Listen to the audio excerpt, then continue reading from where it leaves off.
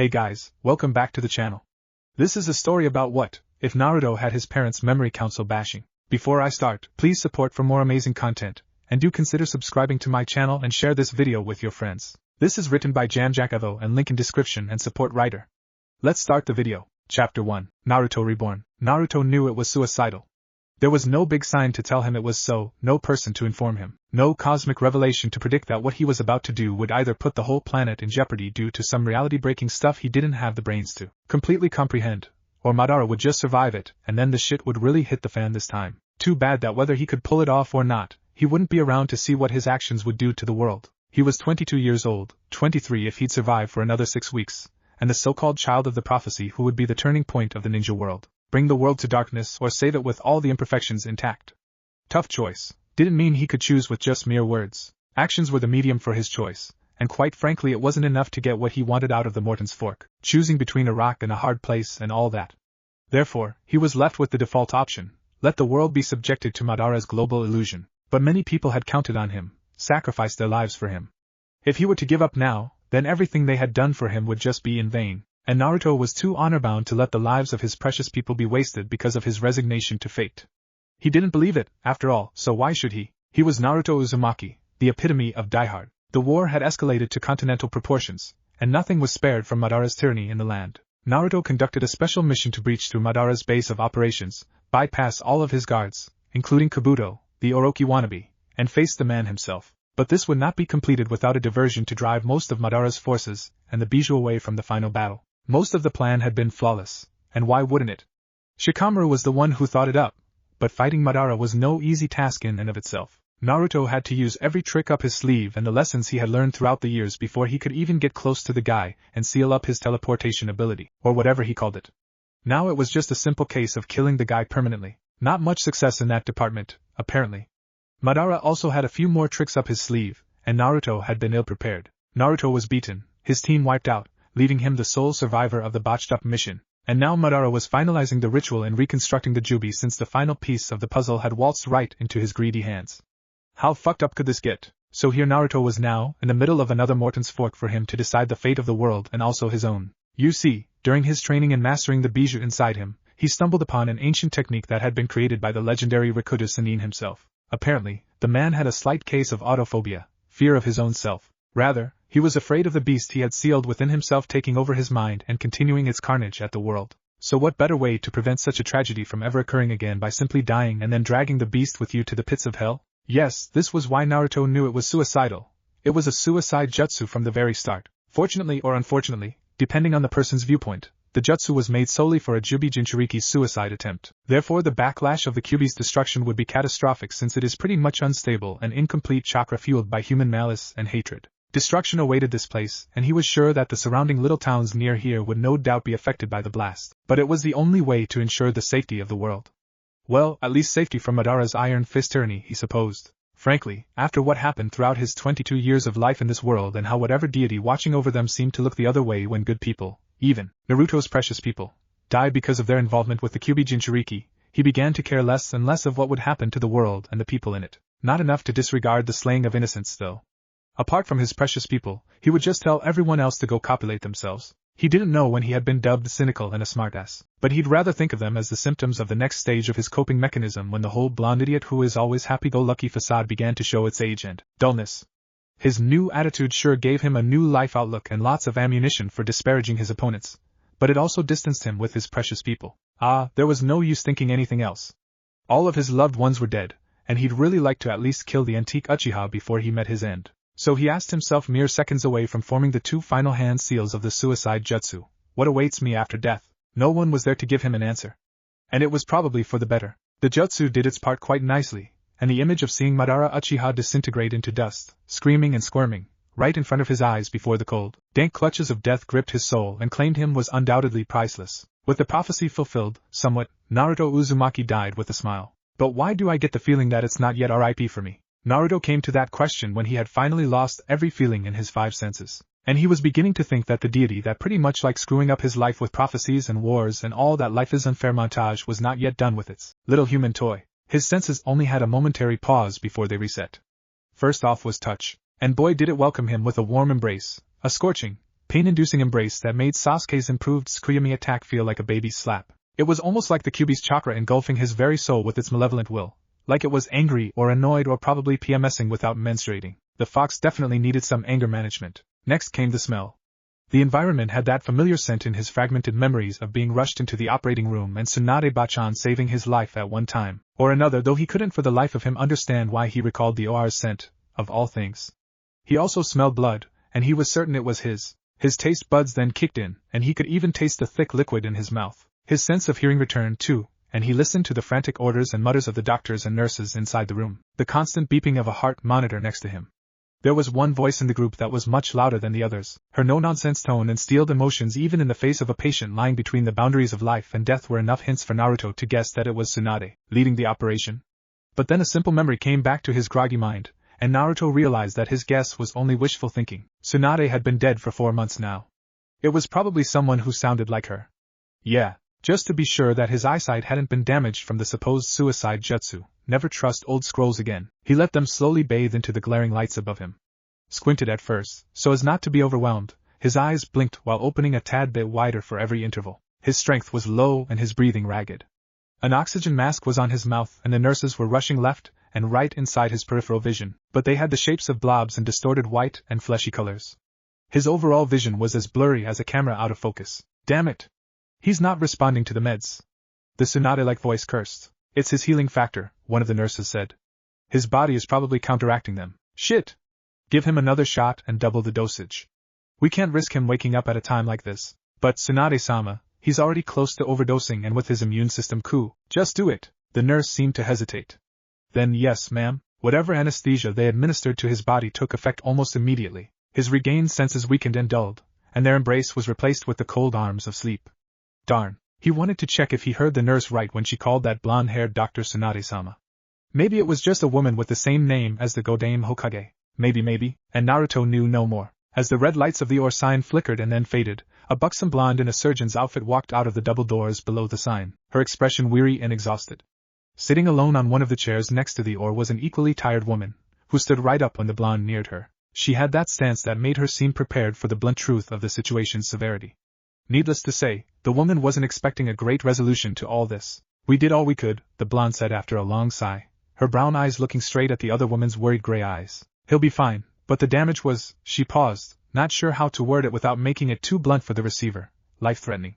Crap, still blunt. Ah well, she wasn't always good at this kind of thing, which was why she let the nurses talk to the people in the waiting room instead of her. Whether in physical strength or verbal declarations, she didn't hold back her punches. But she couldn't do it this time because the patient and the patient's mother were people she knew deeply. The gray-eyed woman licked her dry lips. Is Naruto going to be 100% okay?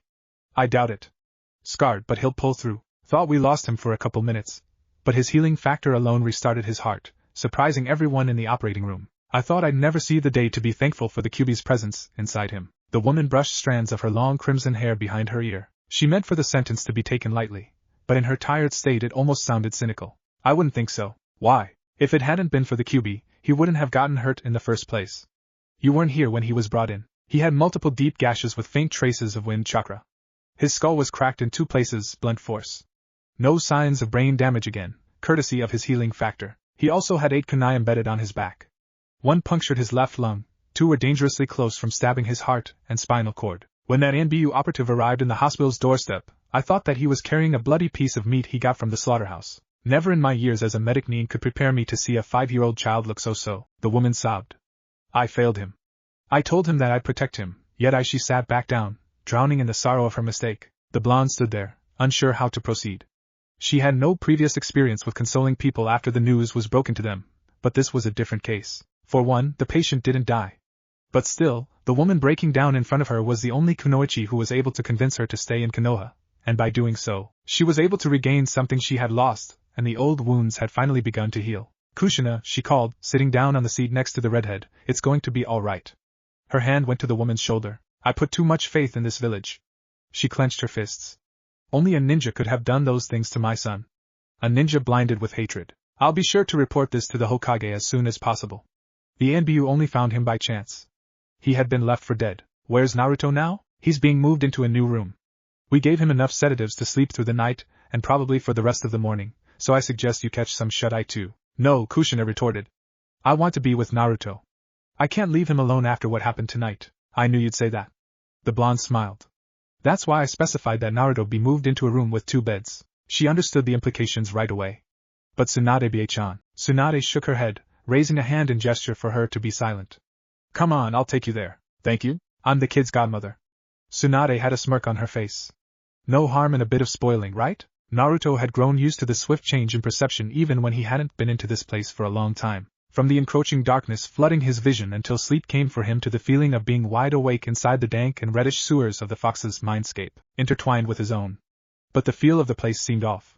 He couldn't put his finger on it, but the place looked to be less dank maybe. Wonder what the furball wants. Naruto usually didn't acquaint himself with the fox, and the few times he had come to this mindscape was only because of chance or desperation or both. The fox hated him, and he hated the fox.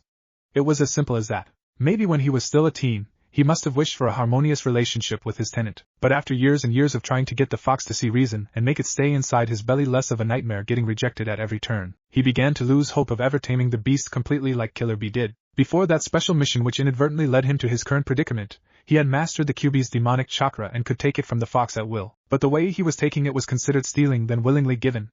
As such, his prowess was still incomplete. Still, it was better than nothing, and the added control over the demonic cloak was a godsend whenever he was ambushed by bounty hunters who took up Madara's offer. So with all that said, it left Naruto to wonder why he had come into the mindscape.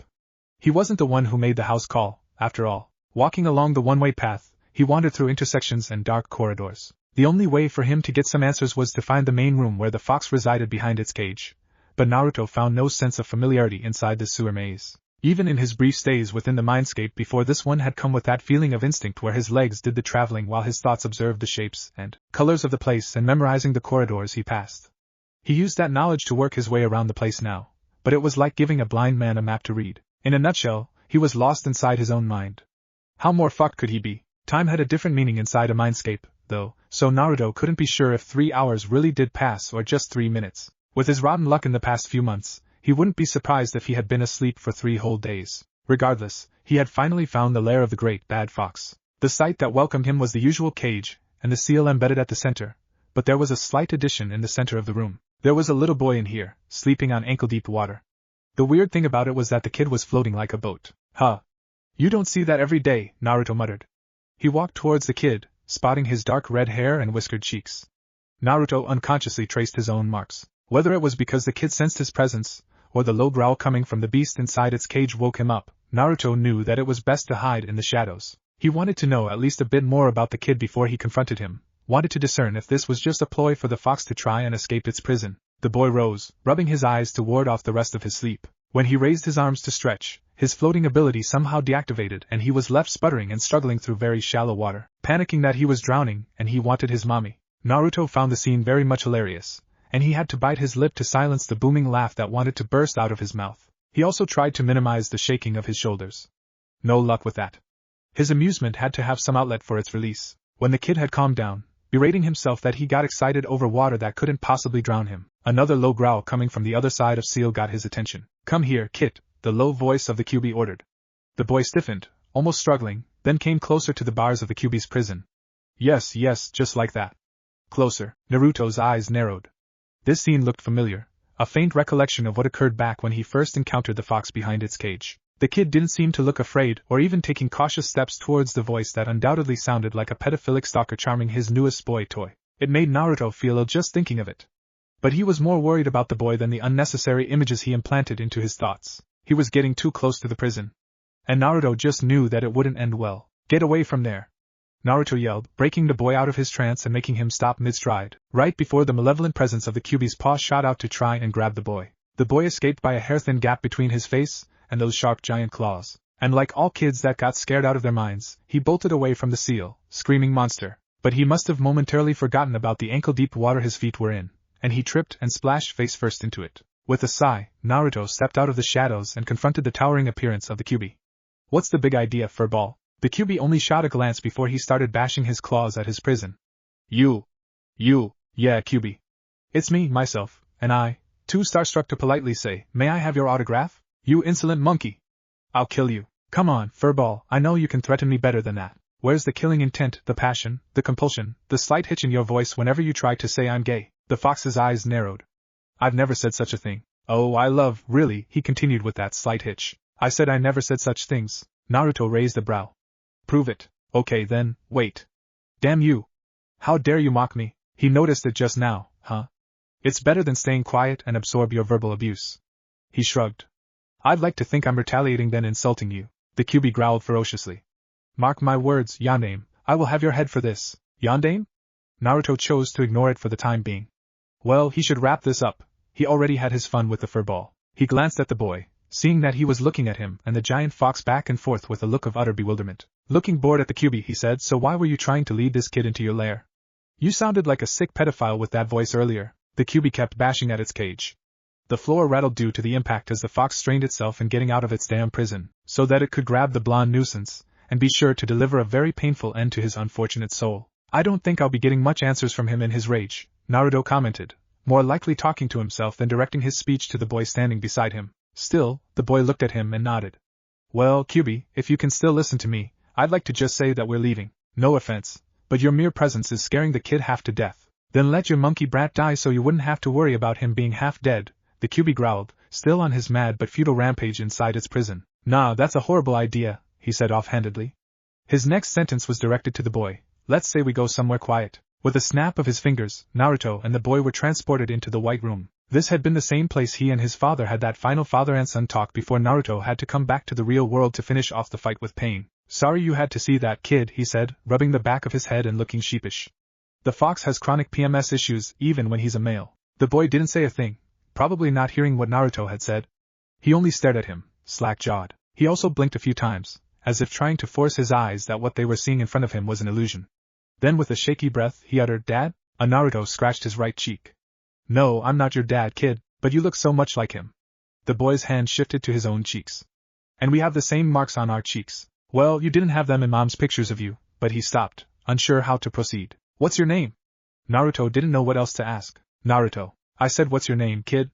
Surely the boy must have confused his question or something. No way would his name be Naruto. My name is Naruto Uzumaki. Naruto stared. Apart from the whiskered cheeks, the kid didn't look a tad bit like him. And his name happened to be the same as his own? Not only that, they were inside his own mindscape. It would have been so easy and much less complex if Naruto were to believe that this boy with the slightly tamed red hair and the dark gray eyes, complete contrast to his spiky blonde hair and sky blue eyes, was nothing more than a figment of his imagination. But if he were to think really hard on this situation, he would realize that no other being existed inside this mindscape, apart from the Kyuubi and a piece of his dad's soul, so that preferred escape through ignorance was shot out. Sometimes Naruto wished he didn't wise up. Ignorance is bliss, after all. If you're not my dad, Chibi, Naruto said, then who are you? Look, Naruto, man, did it feel weird talking to someone who shared the same name? I need to clarify something about you first. What's clarify? To make clear? Oh, so what was the last thing you remember before waking up in this place? Chibi Naruto's face scrunched up. Naruto had heard many jokes from his friends that whenever he thought really hard about something, his face would scrunch up the same way this kid was showing. It didn't alleviate his worries, but merely added a lot of coal in the fire. I was waiting for my mom to get back home. She got called to Hokageji's office. When she left, some white-haired ninja kicked the door of our house and tied me up. He said, Chibi, Naruto's voice hitched, that he was going to kill me for killing Tsubaki over and over. He smelled funny too. Tsubaki, that name rang a bell, somehow. Even a white-haired ninja that was involved with this Tsubaki. White-haired Tsubaki. Wait. Tsubaki was Mizuki's former lover. Then that means, I don't know where he took me, but just the way the ninja looked at me, it was scary. When we stopped, he started doing something with his hands like this. He started doing the motions for hand seals, but nothing except the tiger seal were correct, and I don't remember. Naruto could already tell what happened even without proof. But the blanks he filled into this kid's story were outside the logic of reality, since A. Mizuki had committed suicide 3 years ago, and B. Tsubaki was killed in action the year after that. Where the heck was he? The Twilight Zone or something? I want my mom. Naruto swallowed.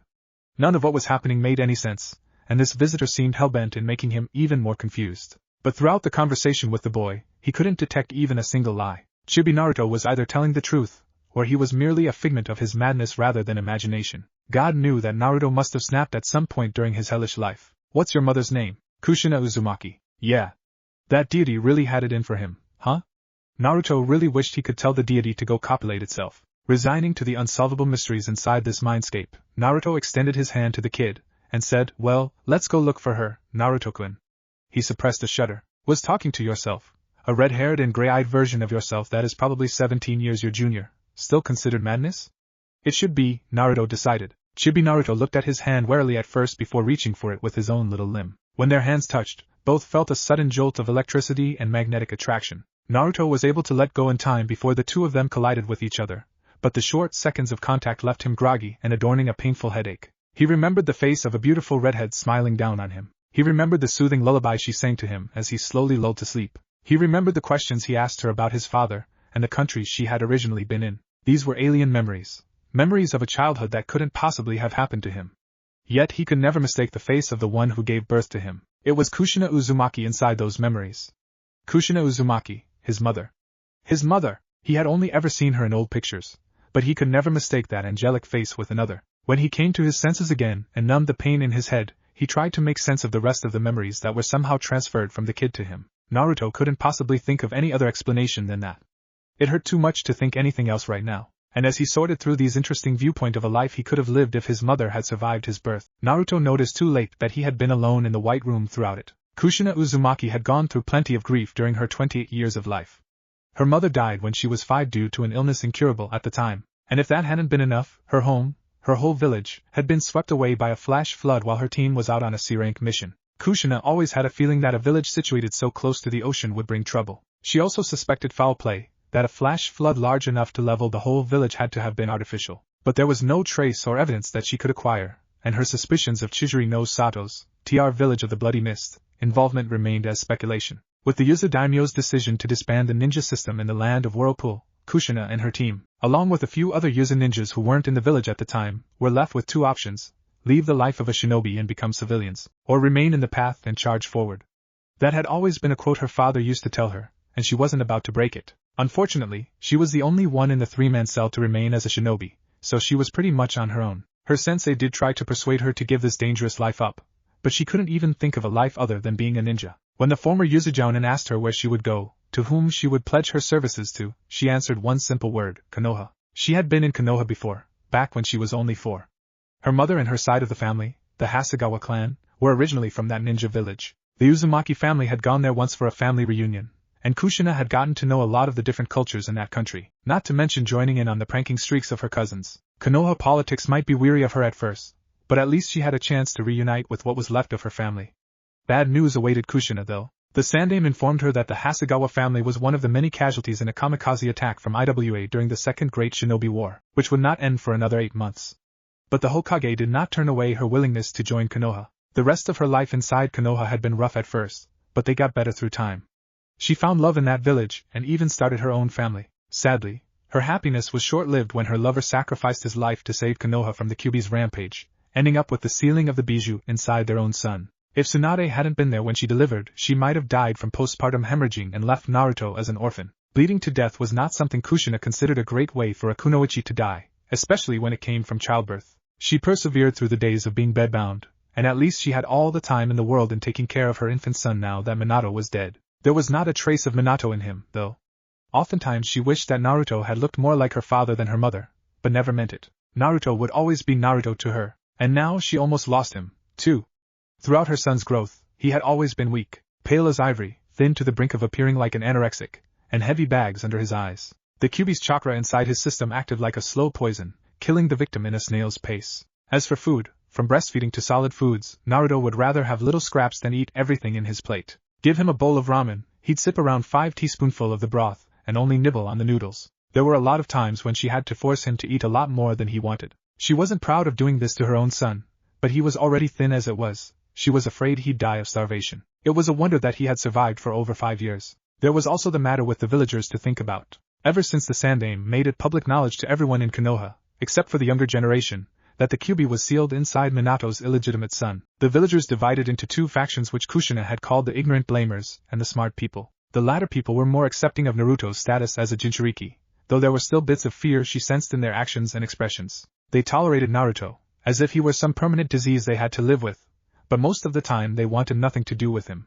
The ignorant blamers, however, were a more outspoken group in their hatred towards the disaster that brought many deaths to the village. They used Naruto as a scapegoat in their grief, pinning all the blame on him because he housed the Kyuubi. Many attempted to persuade the Konoha Council to kill him, with little to no success. Few even dared to take matters into their own hands. Out of the 12 attempts at Naruto's life, only one succeeded partially. Naruto still lived, but Kushina was afraid what this trauma could do to him. Tsunade made it a point not to discuss the extent of Naruto's injuries to her until the Senju medic Nin submitted her full report to the Hokage. It would not help his case if Kushina suddenly went on a rampaging path of vengeance, seeking the horrible man who almost killed her son, without reporting this first to the leader of the village. The evil of politics.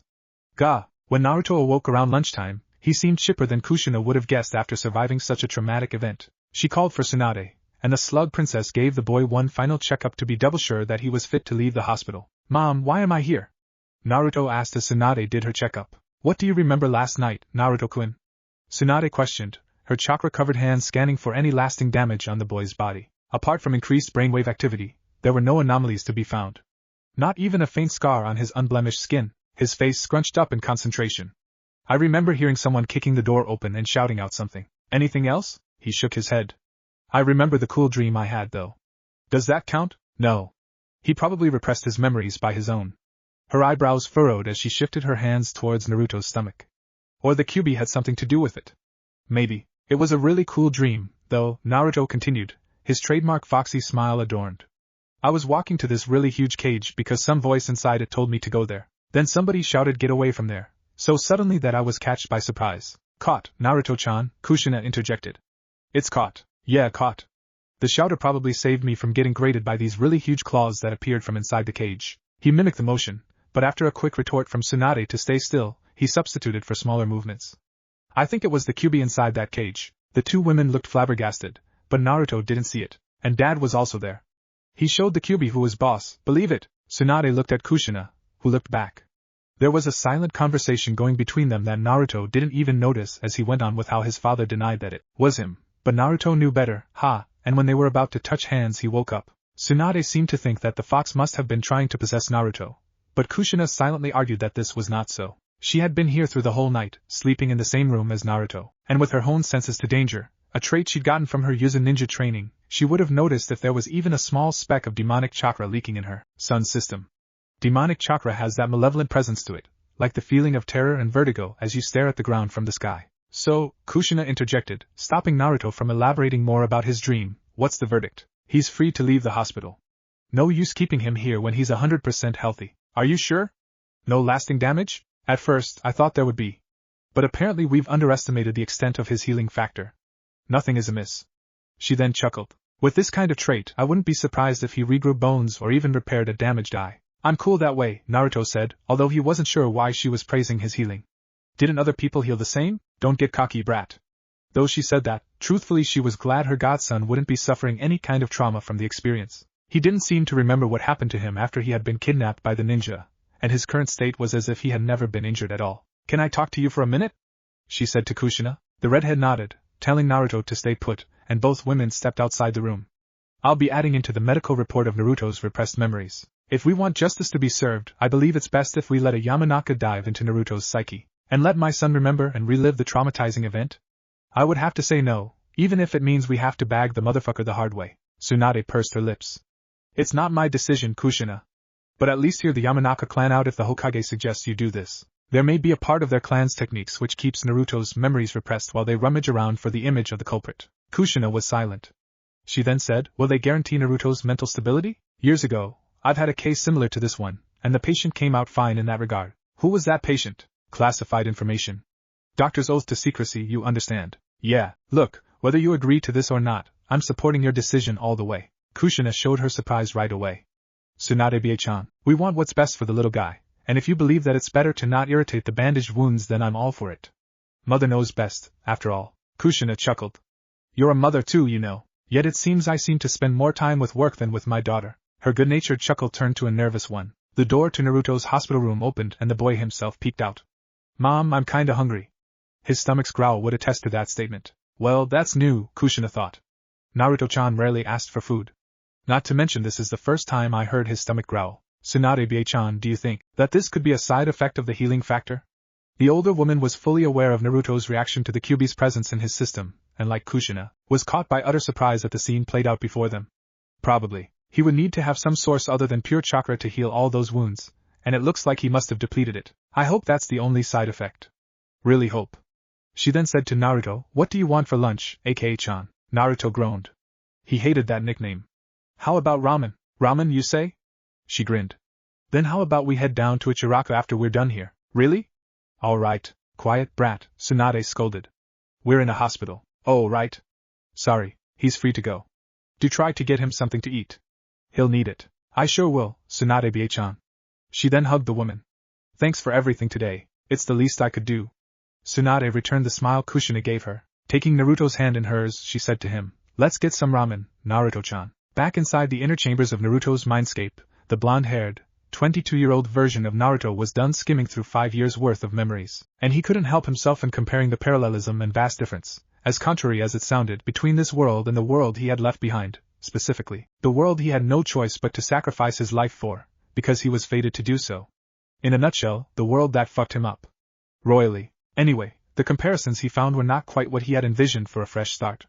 He didn't go to heaven, so something must have gone wrong with the jutsu. The best thing Naruto could think of was that his soul had been transported into an alternate reality where he had been born to look more like his mother than his father. That, and pretty much Konoha as a whole, looked entirely different than in his world. For starters, Tsunade Senju never left the village.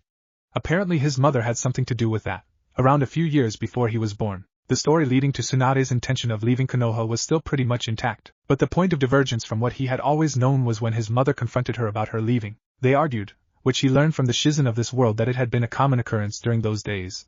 And then, like when Naruto and Tsunade first met in the old world, a bet was made, and since Tsunade was also known as the legendary sucker in this world, the winner of the bet was obvious. Tsunade honored the bet's condition that she would stay if she lost, and subsequently she ended up starting a family in Konoha and had a daughter named Chiome, who was around 3 years older than him.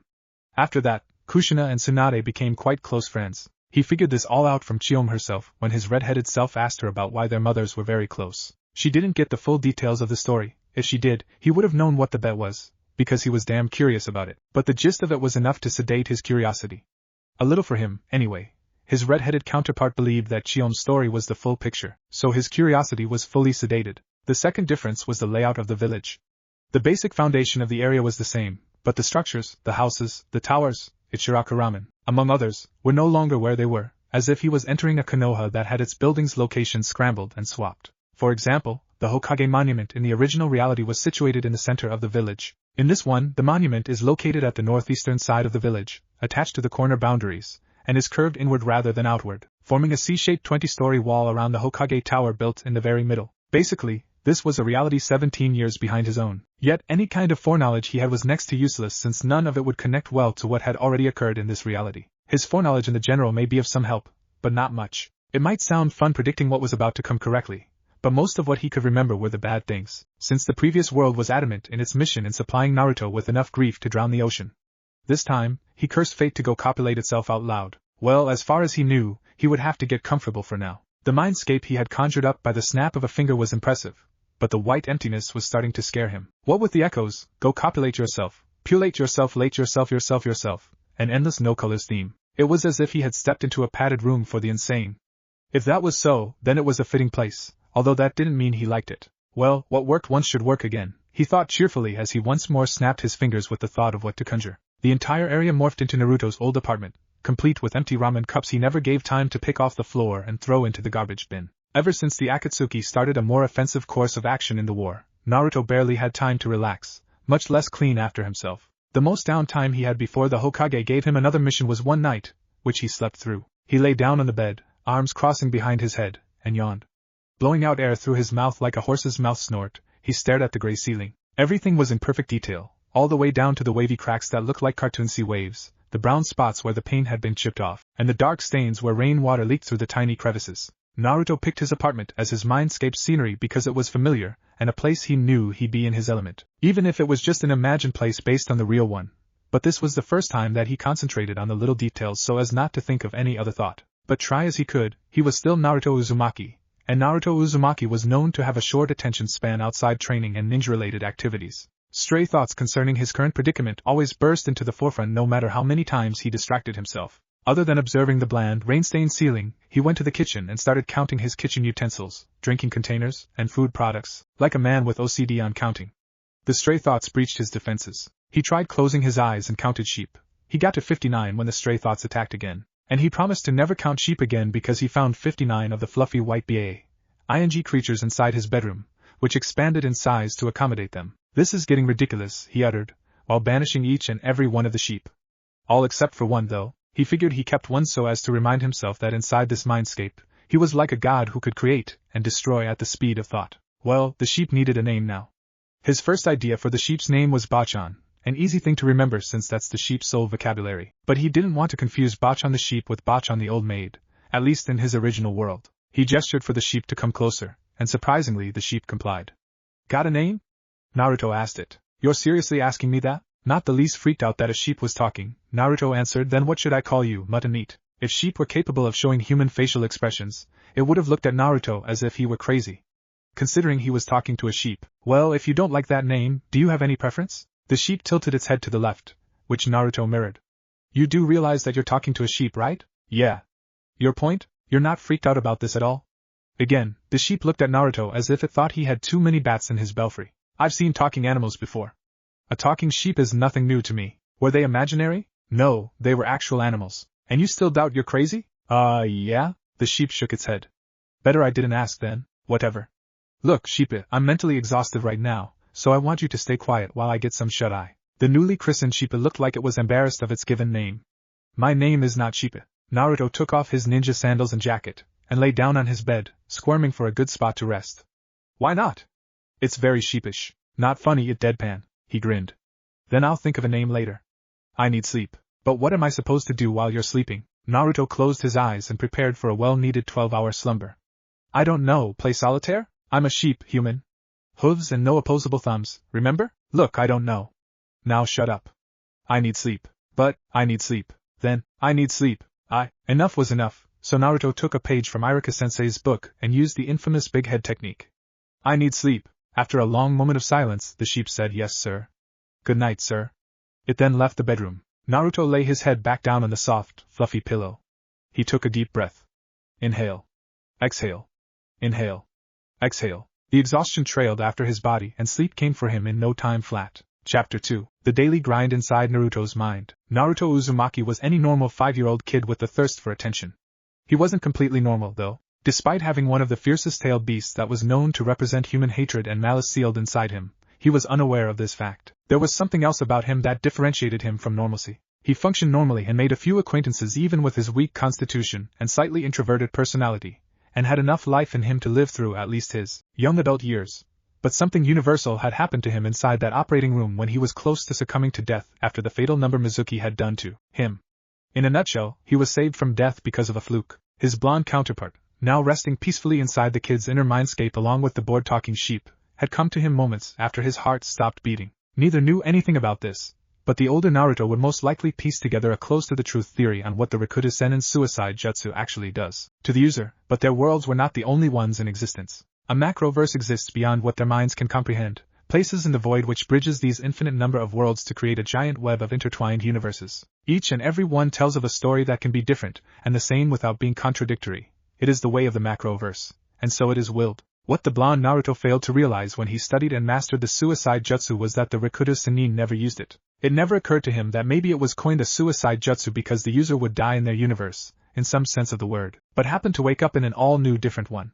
If the Rikudo Sennin had done this, he might have transported his whole body to a new universe, but since it was Naruto, who housed only the Kyuubi rather than the Jubi, the process was incomplete. The consequence of such a half-assed action, regardless if he had no idea what it would do, led Naruto to a more troublesome predicament. His body didn't come with him, and since his soul needed a body to anchor him into the new universe he traversed into, the first place it looked for was Naruto's counterpart, and the rest was history, you could say. The red-headed Naruto had no idea that the dream he had before waking up in the hospital was his first ever trip into his mindscape.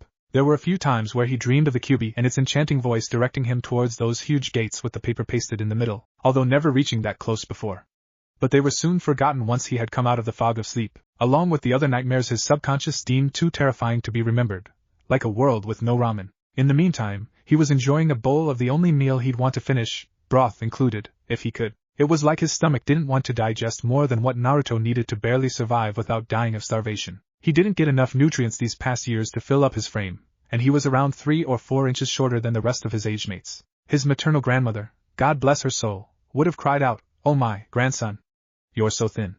Nothing but skin and bones, if she had seen him now. And today was turning out to be the oddest day of his life. He had just gotten through half of his own bowl of tonkatsu ramen, which is quite a heavy order, according to Tsuchuji-san, and he was craving for more. The savory taste of the deep-fried pork mixing together with the noodle and broth was so much like heaven that Naruto almost believed that he was already there. His mother eyed him in the same watchful manner whenever they ate out in Ichiraku, but there was something in her gaze that seemed, to him, more intense than just watching over the amount he ate. "What's wrong, Mom?" he asked, after eating the last bit of tonkatsu in his order. "Heh?" Her gray eyes lost their intensity and reverted to how he always saw them. She cleared her throat. "No, nothing at all. I'm just amazed how much you're eating today." Naruto shrugged. "I'm just really hungry, but never like this before." He made a non-committal reply and wolfed down the broth and noodles, with the bowl empty and his stomach full, partially, anyway, but he was too shy to ask for another serving. He breathed in deeply, clasped his hands together, and thanked for the meal. After paying, the mother and son went on their way home. They were just passing by the shopping district when Naruto spotted someone familiar staring at a shop's window. The man looked to be thinking deeply, not minding the woman, who was tapping her foot while staring at the sky, standing next to him. Curious, Naruto tugged his mother's hand. "Yes, Naruto-chan? Can we go to that shop?" he asked, pointing at said shop. His mother took one look at where he pointed and immediately blanched. Why do you want to go there? I think I saw Kakashi and Aichan there." From blanching to menacing, though it was not directed to the boy holding her hand, Kushina looked back at the small shop noticeable only by the large slogan sign attached to its roof, Erotica Cafe. "I see. Is Nichan in trouble again?" Kushina considered it, but shook her head in the end. "He's an adult now, Naruto-chan, therefore he's free to make his own decisions. Will I be like that when I grow up? Ga!" She knelt down, grabbed both of his shoulders, and tamed him with a hardened stare. "You will not grow up like Kakashi. Am I clear, Naruto?" "Yes, Mom," he said. "You're scaring me. Sorry about that." She stood back up. "But it's for your own good. With male role models like Kakashi and Jiraiya-sama, I have a right to be worried about your upbringing." Just promise me you won't grow up like either of them." "I don't really get it, but okay, Mom, I promise." He smiled at her, to which she smiled back. They then continued their trek back home, and as they passed the shop, Naruto took a glimpse at the woman beside Kakashi. She was small, barely reaching Kakashi's ear level, and her black hair seemed to glisten in the sun like an onyx jewel. The afternoon crowd didn't give Naruto a good view of the two except for their heads, which he could tell right away which was Kakashi. Just follow the silver, gravity-defying hair. Naruto wanted to go and at least greet Kakashi today, but his mother didn't seem to like going near the shop Kakashi was checking out. With unanswered questions inside a 5-year-old boy's head, a boy who had the most curious mind in his age group, he turned to his mother for the asking part. "Something only adults are allowed to know," was her crisp answer, clearly uncomfortable of being asked such a question. Naruto, although young and inexperienced about a lot of things, understood when his mother didn't want to elaborate over a certain topic. It was like a subtle signal she often projected unconsciously whenever conversations turned to what he dubbed the adult stuff. As such, he didn't press for any more, even when he was still wondering why Kakashi was in front of that shop. He just asked the Jounin later, away from Mom's hearing. But what Naruto did not expect was for his mother to come to Kakashi first before he could ask him anything. The woman might have retired from active duty as a ninja, but she was still known as the most badass kunoichi in Konoha. Sadly, the nature of what Kushina did to Kakashi behind closed doors shall forever remain a great, big mystery. One thing was for sure, though, when Naruto finally got the chance to ask the white-haired ninja about that without having his mother's acute ears listening in, his response was, "Something only adults are allowed to know." Naruto groaned. "Mutton? No. Lamb? No. Lamb chops? No. Mighty meaty mutton? No. We'll make it 3M for short, then." "Still no. Sheepit? For the last goddamn time, no." "And you've suggested that name 19 times already." "Really? Really?" Naruto smiled. "Glad you agree? Your new name is really..." "What?" "No. I didn't mean it that way. Now that that's out of the way, I'm still not satisfied with my new name." Naruto sighed and rubbed the bridge of his nose. "We've been at this for 8 hours now, 10 minutes actually, and I know that you're eager to have your own sense of identity. I want to name myself, for a change. But rushing this time-consuming task will only lead to a name you will not respect, along with the people." "What people?" "We're in a freaking mindscape. Who should be treated with respect," he finished. The sheep snorted, an odd sound coming from its mouth. "Wait. You're referring to yourself about the people and respect thing?" He nodded. The sheep laughed. At least Naruto thought so. His laugh sounded too much like, "Baha baha haba hoba haba." "I'm happy you find this amusing," Naruto said with a roll of his eyes. "Really?" The newly christened Really, whose previous official names happened to be Sheepit, Ramstein, Dewey, and Lambie, stopped his absurd laughter. "I think I like Ramstein better." "Really? You know my new name is going to get confusing." "I mean, how do I know you're calling me instead of just asking someone really?" "Huh. Never thought of that. But you gotta admit, It has this double meaning cut down for it. Hello, I'm really a sheep, really stared at him. Dude. You so suck at pun jokes. Naruto chuckled and puffed out his chest. I'm glad you think so. Is that something to be proud of at all? Anyway, let's move on to more pressing matters. Really sighed. Okay. But we will get back to my name. How's the kid doing while I was asleep? Better than when you're awake. I hope you mean we're awake. I don't like the implication in that sentence. Yeah? He got released from the hospital and everything. What are you planning on doing? When he goes to sleep, I'll go and have a talk with him. Settle the predicament I've gotten myself into. And what about me? He paused, pondering what to say. You just stand in a corner and act natural. Oh. By eating grass or your carpet? The sheep asked sarcastically.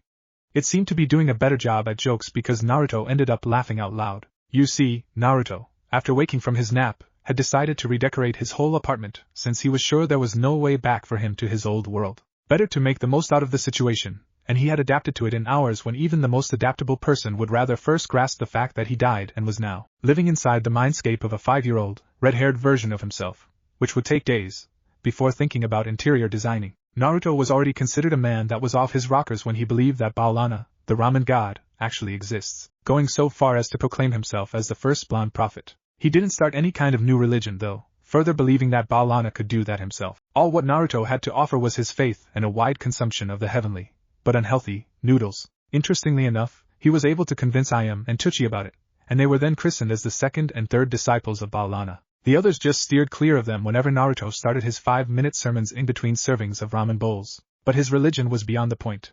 What really irked was whatever that was left of Naruto's sanity was not enough to make him rethink the oddities he had added to the apartment.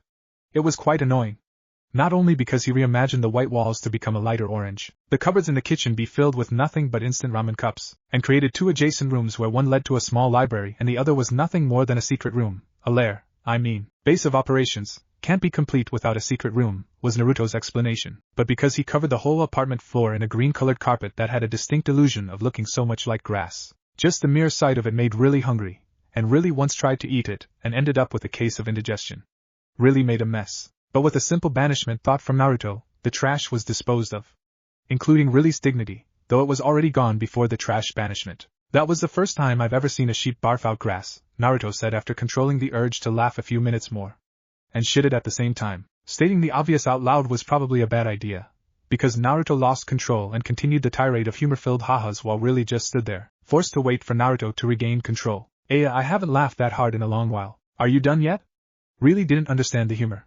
Vomiting and shitting at the same time should be regarded as something disgusting, right? I am now, he replied, grinning as if there was still some laughter left in him. He moved towards the other side of the room, where his bed, now sporting the softest mattress he had ever imagined, was. He leapt, landed on the side of the mattress, and bounced a few times. The softness was almost unreal, as if he were floating on air. How I love the limitless possibilities in mindscapes. While you're in that top-of-the-world train of thought, how about making a few U's for companionship? Don't want to get distracted. Many things to do, Crud Really murmured. It was hoping for some in-heat mating. It hadn't tasted a fine specimen of female sheep since it was conjured inside this mindscape, and the soul you in the 59 sheep the human had conjured hours ago was long gone. What things are you talking about anyway? Really asked? Naruto shrugged. Nothing specific for the moment, except for one. It'd be undoubtedly boring if I don't get involved in my counterpart's life and help him to survive. That last attempt on his life was a very close call. I don't want that to happen again. What do you have in mind? The purpose of the older generation is to pass down their knowledge to the next one, Naruto said sagely, although in truth he heard that from the Sandaime in one of the many speeches he had been forced to listen to back during his academy and early genin days. That one quote stood out among the others because Naruto found it to be the most ironic thing he had ever heard. He believed that he was exempted from that saying, which often disheartened him. But in this case, he wasn't about to do to others what bad things others had done to him.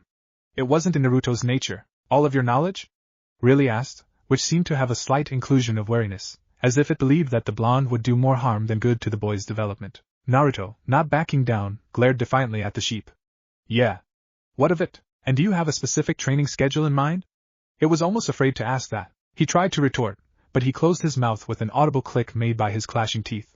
The truth of the matter was that he hadn't thought about the training regimen yet. He would need to ponder over this quickly. Guess not, the sheep murmured, turning away from him. It seemed to have found something else to bide its time because Really started staring out the window. The kid's asleep. And dreaming. You sure? The sheep didn't reply, just gestured its head towards the window. Naruto got off the bed, went where Really was, and validated Riley's claim with his own eyes. He had stared out this window a few times back in his old world, and he already had a distinct picture of what he expected to see despite knowing his current situation. This was a con in his attempt to create a place of solitude for him to think. Sometimes he began to brush off the harsh grip of reality, and see what he only wanted to see. This time, however, the subconscious phenomenon did not disillusion the image beyond the window. What Naruto was looking at was the dream his counterpart was currently dreaming. It pictured the ninja academy and Chibi Naruto was sitting inside a classroom, a redhead blending in with the distorted faces of generic classmates, and listening to the teacher as he discussed the ways on how to be a cool ninja.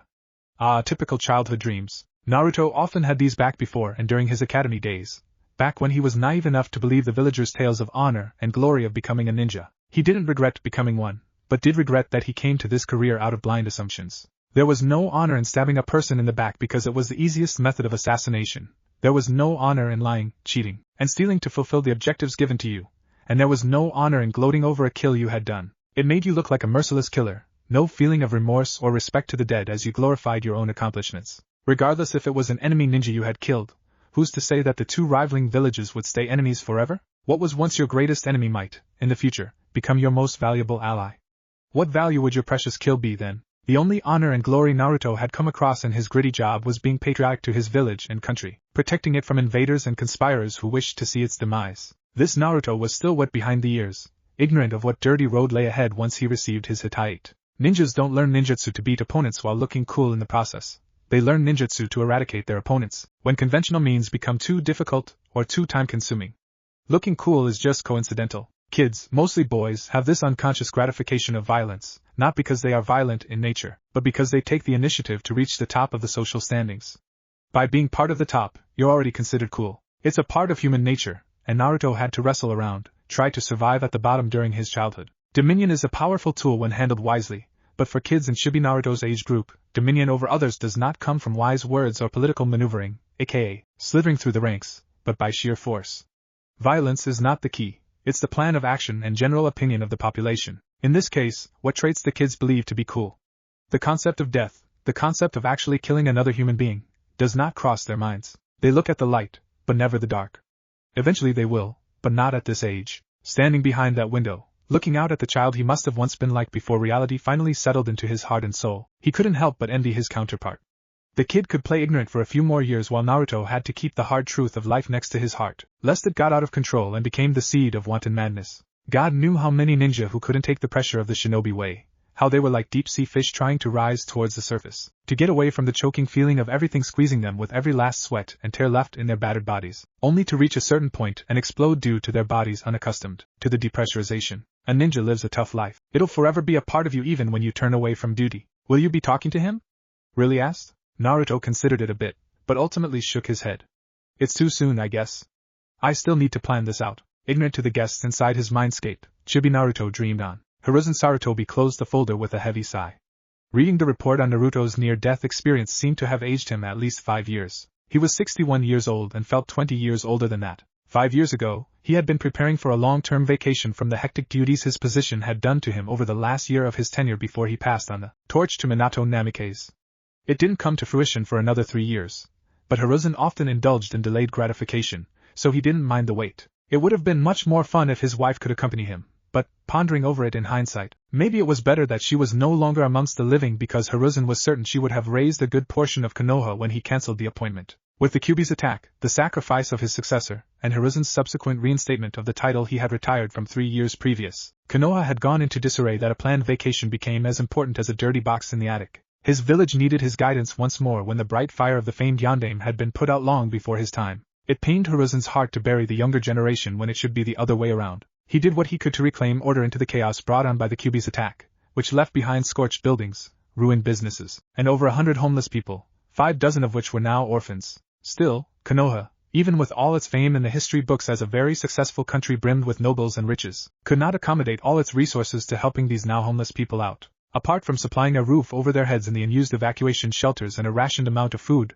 they had to start fending for themselves to acquire other things. The evacuation shelters were not a part of charity, but mostly considered temporary homes until the homeless people set their priorities straight and get back into the game. It was a little heartless, but Hiruzen had to think of the village as a whole, and with tensions still arising between Konoha, Kiri, and IWA, he had to build, or rather rebuild, a sturdy defense. The Kyuubi did more than just destroy homes. It nearly eradicated Konoha's ninja forces. Despite his heart screaming to help each and every one of his people, even pitching in his own money to help with their supplies of basic necessities, his hands were tied. The lives of the majority of the village far outweigh the lives of but a few homeless villagers. Maybe this incident had been the start of the village's hatred. To realize that all that you had, your home, your career, your loved ones, your life, was clawed away from you in one horrible night. It would be a miracle not to exact hate onto the very thing that had caused this tragedy, even if it was by proxy. Hiruzen held faith in the village that they would see Naruto Uzumaki as who he was, a hero, one that was born from another hero's sacrifice. But somewhere deep inside him, he knew that it was only wishful thinking.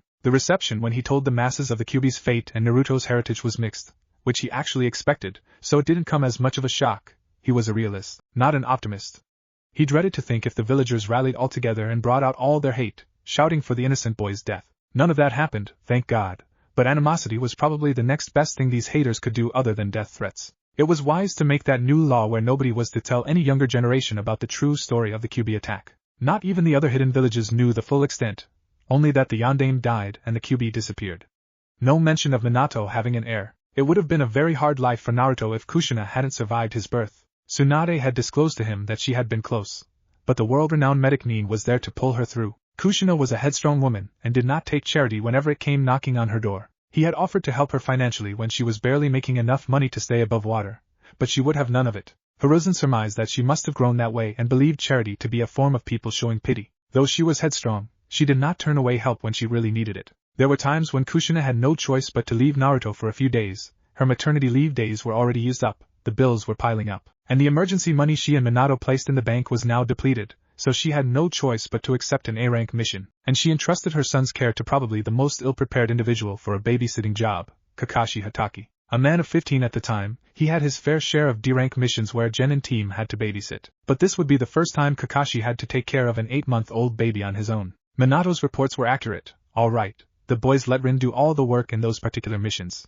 Kakashi had not been thrilled with the job, but he had understood Kushina's tough position and wished for a female comrade to help with the babysitting. While Kushina had begun becoming distrustful to some ninjas, mostly because of paranoia with a slight mix of overprotectiveness, she had agreed to Kakashi's choice. It wasn't Rin, but that female Chunin had the full D-rank experience, meaning she did every variety of D-ranks during her genin days. And for some reason, Hiruzen believed that Kushina also saw the budding puppy love between the two. Their age gap was only 1 year and they were both teens, still naive to adult recreation, so maybe this was Kushina's way of pushing Kakashi to get laid. Good God, he needs it! She might have shouted, if Hiruzen had asked her this. Or maybe not. He began confusing her personality with the bolder character of that hot-headed tsundere character in one of Jiraiya's Ika short story collections. They seemed so much alike that Hiruzen didn't put it past Jiraiya to model that character with Kushina's old self. Well, putting these meager thoughts aside, Hiruzen gazed his tired eyes at Tsunade's report again. There were no suggestions of any kind about Naruto needing a mind healer. While mind healers often dealt with severe cases of psychological trauma, rape, excess torture sessions, shell shock, horrible battle flashbacks, Naruto might need more than just that. This was the first time an assassination attempt on the boy had almost succeeded. The culprit had to be found and brought to justice, and the easiest way to do so would be to find a memory where that bastard's face was visible. Hiruzen wrote in his memo, Inoichi, Naruto, Kushina's consent. A sigh left his mouth. Many things to do, and he still had a whole pile of paperwork needed to be done by the end of the day. Sometimes he wished he let Jiraiya or Tsunade take the mantle rather than him. He had retired from all this pencil pushing for a reason. Chapter 3, Unseen Scars. You know what I heard? I heard that the demon almost died last night. Almost died? Yeah. Well, actually his heart stopped for a full minute, then started beating again. And how do you know this? My girlfriend was on duty that night. She told me that the kid actually came back from the dead, as if it were an intervention from God himself. More like the devil, man. I hate thinking that he's immortal. That's just unnatural, huh? He grunted and drank the rest of his ale. Mizuki sat on the far side of the bar, eavesdropping on the gossips and whispers of drunkards. Some of their speech were slurry and hard to discern, but he always came here when he was in need of a place to clear his head and listen to old folktales and ninja adventures. It was all he could do these days. He had been suspended from the academy after one of his disciplinary lessons went a little too far. 2 more weeks and he'd be back, and he'd be sure that the snot-nosed brat had his mouth sealed shut. No one messes with him.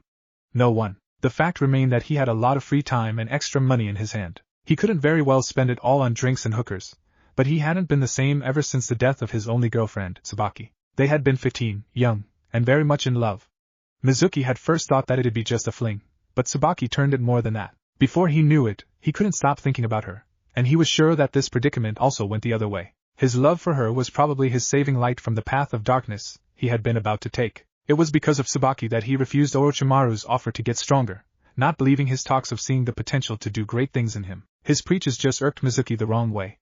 But his refusal, whether it was for Tsubaki or not, had been a good call, because Orochimaru defected no less than 3 years later, 2 months before the Kyuubi attack. The Kyuubi. After the funeral for the ones who died on that fateful night, Mizuki began his plot to do vengeance. He didn't care if the boy was merely the vessel and also the sole heir of the Yondaime Hokage.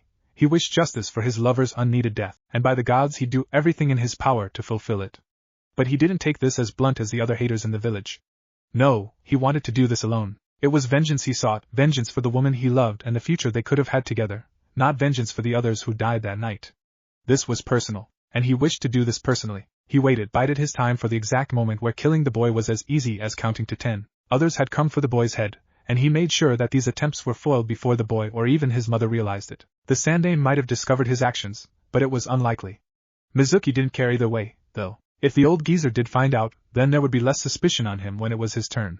If the old geezer did not, then Mizuki would remain as a neutral party, neither hostile nor friendly. A perfect scenario for a dagger in the crowd. Mizuki had been careful, too. His constant observance of the demon boy and his mother's abode sparked the attention of a few ANBU who had been assigned week-long protection missions in intervals, but it was a good thing that they were willing to stop and learn his motives first and going all arrest first questions later mode. He took this as a chance, so when the next bold wannabe assassin came knocking on the Uzumaki household's door, literally, in fact, Mizuki acted faster than the ANBU duo stationed that day. He made quick work of the culprit, apprehended him while stating he broke the law of civilians requiring special permits to have ninja equipment in their possession, in this case, explosive tags, a poison dagger, and smoke bombs, and did the subsequent textbook protocol when taking a criminal to jail. The ANBU gave him some leeway after that, not enough to display full trust. Mizuki doubted that they trust anyone other than the Hokage and each other, but it made it easier for him to study their work hours and shifts. Nobody kills the demon boy other than him. Nobody. He had been planning the kidnapping for almost a year. His intellect may not be as up to par as the Nara strategists, but if someone gave him at least 6 months to think of a foolproof plan, then expect the plan coming together nicely. Mizuki made sure to take in every angle, every possibility, every wrong thing that could happen as the plan progressed, and eliminate every fault he could find, and it all worked flawlessly. He rushed into the forest, wanting to kill the boy without alerting people from his screams. He wanted to show no mercy to the demon as it had done to Tsubaki and the village. The boy's screams were deaf to his ears. All he heard was the agony of the demon, the sound that he reveled in. He punched and kicked and stabbed and slashed and burned the demon until it looked nothing more than a lump of bloody, charred meat on the grassy ground. A spot of moonlight penetrating the forest canopy brightened his prone form. Mizuki paused at the sight of blood glistening in the moonlight, and the sounds of the boy's labored breaths and agonized moans clashing with Mizuki's own heightened breathing. It all looked and felt surreal, hypnotic. He felt surreal, hypnotized by the adrenaline pumping in his veins and the bloodlust and hatred for the Kyuubi blinding his morals. He was ready to end it. He came closer to the boy's broken form. The pain he must be going through had to be excruciating. With a kunai in his right hand, he would slit the boy's throat and leave the body for someone else to find. He had sought his justice. Nothing more could come from disturbing a corpse. But what came as a shock was the red-orange claws slashing at his chunin vest. His back slammed against the tree to his right, and while he tried to regain his bearings a growl caught his full attention. There, standing, breathing and bleeding heavily, was the demon encroached inside a red chakra cloak. It was trying to walk towards him. Fear circulated Mizuki's body. He didn't expect the demon boy to fight back after all the precautions he had made to prevent this. His kunai were laced with a poison that clots the chakra pathways, acting like a more violent and painful version of the gentle fist strikes. But that demon boy was slowly counteracting the poison. The Kyuubi was supposed to be a being made out of pure chakra. For it to do this, Mizuki grinned. He didn't need to deal the finishing blow, after all. The Kyuubi might as well do what he intended to, because if it were to keep on forcing the poison out with its demonic chakra that he knew to be deadly for the boy's fragile body, then it'd be the end of them both. Stupid demon, he murmured before escaping through the trees. It was much better to know that the demon boy would die alone, just as Tsubaki did. It was all for her, after all. All for her. Thankfully, only his chunin vest was damaged from that attack earlier. If Mizuki had been a little closer, then his chest would be needing stitches along with questions from the hospital staff on how he had gotten them. But still, the vest was tainted with the Kyuubi's demonic chakra and it was only right that it be burned immediately. Mizuki didn't mind. He had 2 more vests in his closet, anyway. Come morning after the event, he was pretty much in high spirits. With the suspension still in place, he had a lot of time to wander along Konoha for the rest of the day. Maybe spend some cash on a luxurious lunch and shoot some drinks at the local pub later on. He was quite content, and for the first time in many years Mizuki felt light, as if gravity had lessened by half. It didn't last, however. News of the Kyuubi Jinchuriki's coming back from the dead spread like wildfire, and the weight that had disappeared from his shoulders hours prior returned with its own bit of vengeance. Irika was the one who told him the rumor, and Mizuki could trust Irika for truthful information, although he wished it was anything but. So here he was now, getting pissed-drunk in his misery as the tavern folk kept spouting on and on about the demon boy and how he should be feared. It was getting into Mizuki's nerves. Just wait, he whispered, inaudible to all the loud talk coming from behind him. The bartender glanced at him once, and then returned to mixing a cocktail for the customer at the other end of the bar. Just wait, Kyuubi. You'll get what's yours soon enough, and this time, I'll make sure your body's nothing but ashes. He ordered for another bottle and quaffed it. The alcohol was burning his throat, but he didn't care. He'd do anything to feel light once more now that he had a taste of it. He needed to kill the Kyuubi Jinchuriki sooner. They'd surely figure out it was him, and he wanted to have his end without this constant weight hovering down on him. The demon boy must die. No more waiting around, no more slithering in the shadows like a predator stalking its prey, no more ninja assassin bullshit. The cloak and dagger plan was botched. It was time to do the alternative. It was suicidal, but better than waiting for Anbu to come knocking at his door. Kakashi was in the park, sitting on a bench and reading his new smut book out in the open, though it was layered in a mild genjutsu so that if anybody were to look, especially the young children running about inside the park's crowded playground, they'd see a cover of Babysitting for Dummies. He had been tasked with the job of watching over Naruto, again, while Kushina discussed something with the Third Hokage. He heard a few rumors flying around this morning about Naruto's dance with death. They varied, as rumors tend to become as they transfer from one loose mouth to another, but the gist of it all still stood. Naruto died and then came back to life. While he was unwilling to believe them until he went to the only verifier of the truth, Kushina, he still smiled when one of the more hyperbole to the point of absurdity version of the Naruto rumor talked about the devil not wanting the annoying child in hell and so brought him back to life. Despite its morbidity, he had to hand it to the villagers' vast imagination. That concept could become a good story with a really disturbing slogan. When there's no more room in hell, the dead will walk the earth. Folding the page as a makeshift bookmark, he closed the book and rested his one eye for a while. He checked Naruto, who was playing all by himself at the edge of the playground under a birch tree, and wondered if there really weren't any other side effects brought on by his near death. He was no psychologist, but repressed memories often have a way of coming back to bite you later in life.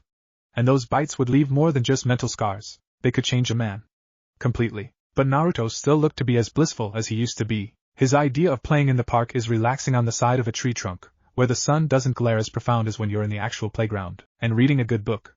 Naruto didn't look a bit like his father, but he sure acted like him. Minato would often have a book in his pack. That was where Kakashi got his reading habit, and would fish it out when he had spare time in his hand. The more Kakashi looked at the boy, the more he saw Minato that was more than skin deep in him. He couldn't help but smile under his mask. "Good afternoon, Kakashi-san." Kakashi turned to his left, and saw Shizen sitting beside him. She was in her usual jounin garb, where her sleeves were longer than her arms. She rarely went out wearing it, preferring her modest casual wear. The only time she'd worn her uniform were when she was about to go on a long-term mission outside the village. And with the pack strapped on her back, she very well must be. "Afternoon," he greeted back. Not wanting Shizen to suspect him of reading smut in the open again, he hid his book in his back pouch. "Fancy meeting you here. I got some time to kill before I meet my team at the southern gates," she said, rolling her sleeves to her elbows.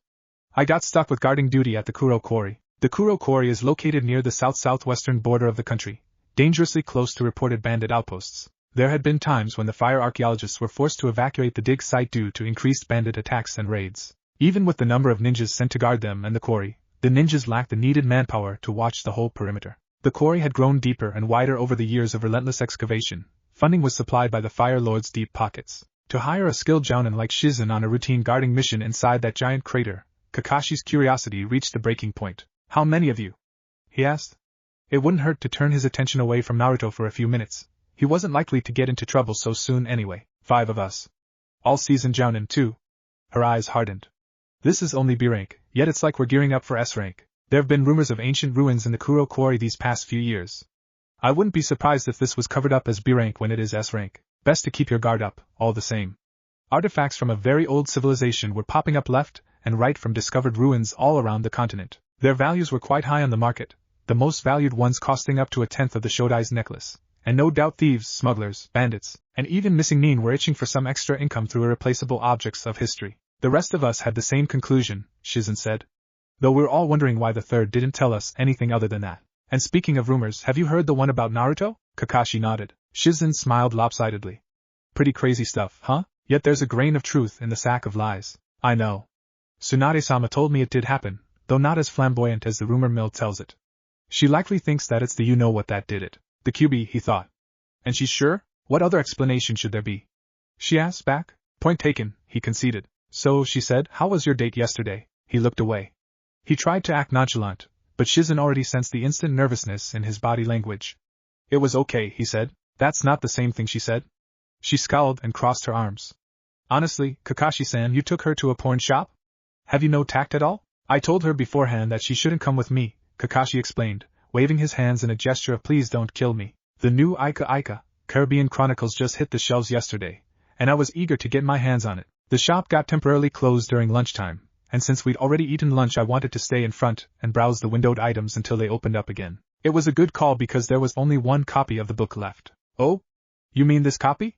Shizen had in her hands the book in question. Kakashi instinctively reached for his back pouch and fished out no book, only the 4 storage scrolls he placed there.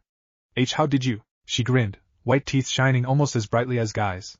A sleight of hand, Kakashi-san. A simple sleight of hand. To be bested by a fellow jounin, he murmured, and attacking where it wounds me the most. You're sadistic as ever, Shizen-san. So?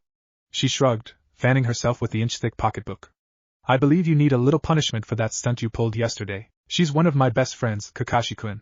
The tone of her voice then turned icy cold, and I look after my friends, regardless of our past together, Kakashi sighed. Around a year after the QB attack, he and Shizen dated for a while. The relationship had its ups and downs, but in the end, they broke up on a mutual agreement after 17 whole months being together. They remained friends, but not as close as they used to be. Ever since their breakup, there had been an invisible barrier keeping them apart, growing wider and thicker as time went by. That the term friends was now bordering acquaintances. There was a tense atmosphere whenever the two of them were alone. The tension got so thick that Shizen started addressing him more formally. She might have sounded hypocritical with her last sentence, with the way she wasn't doing a thing to break down the barrier between them, though the same could be said for him, too, but he didn't think so. Their friendship withering away hurt him, but he kept the facade and acted okay with it. As stupid as it sounded, he needed to move on, too. I'll be sure to avoid those next time, Kakashi said. Who's to say my friend would want another date from you? I meant for other potential dates. I didn't say she did not want another date either. Kakashi acted quick and chanced a grab for his precious book.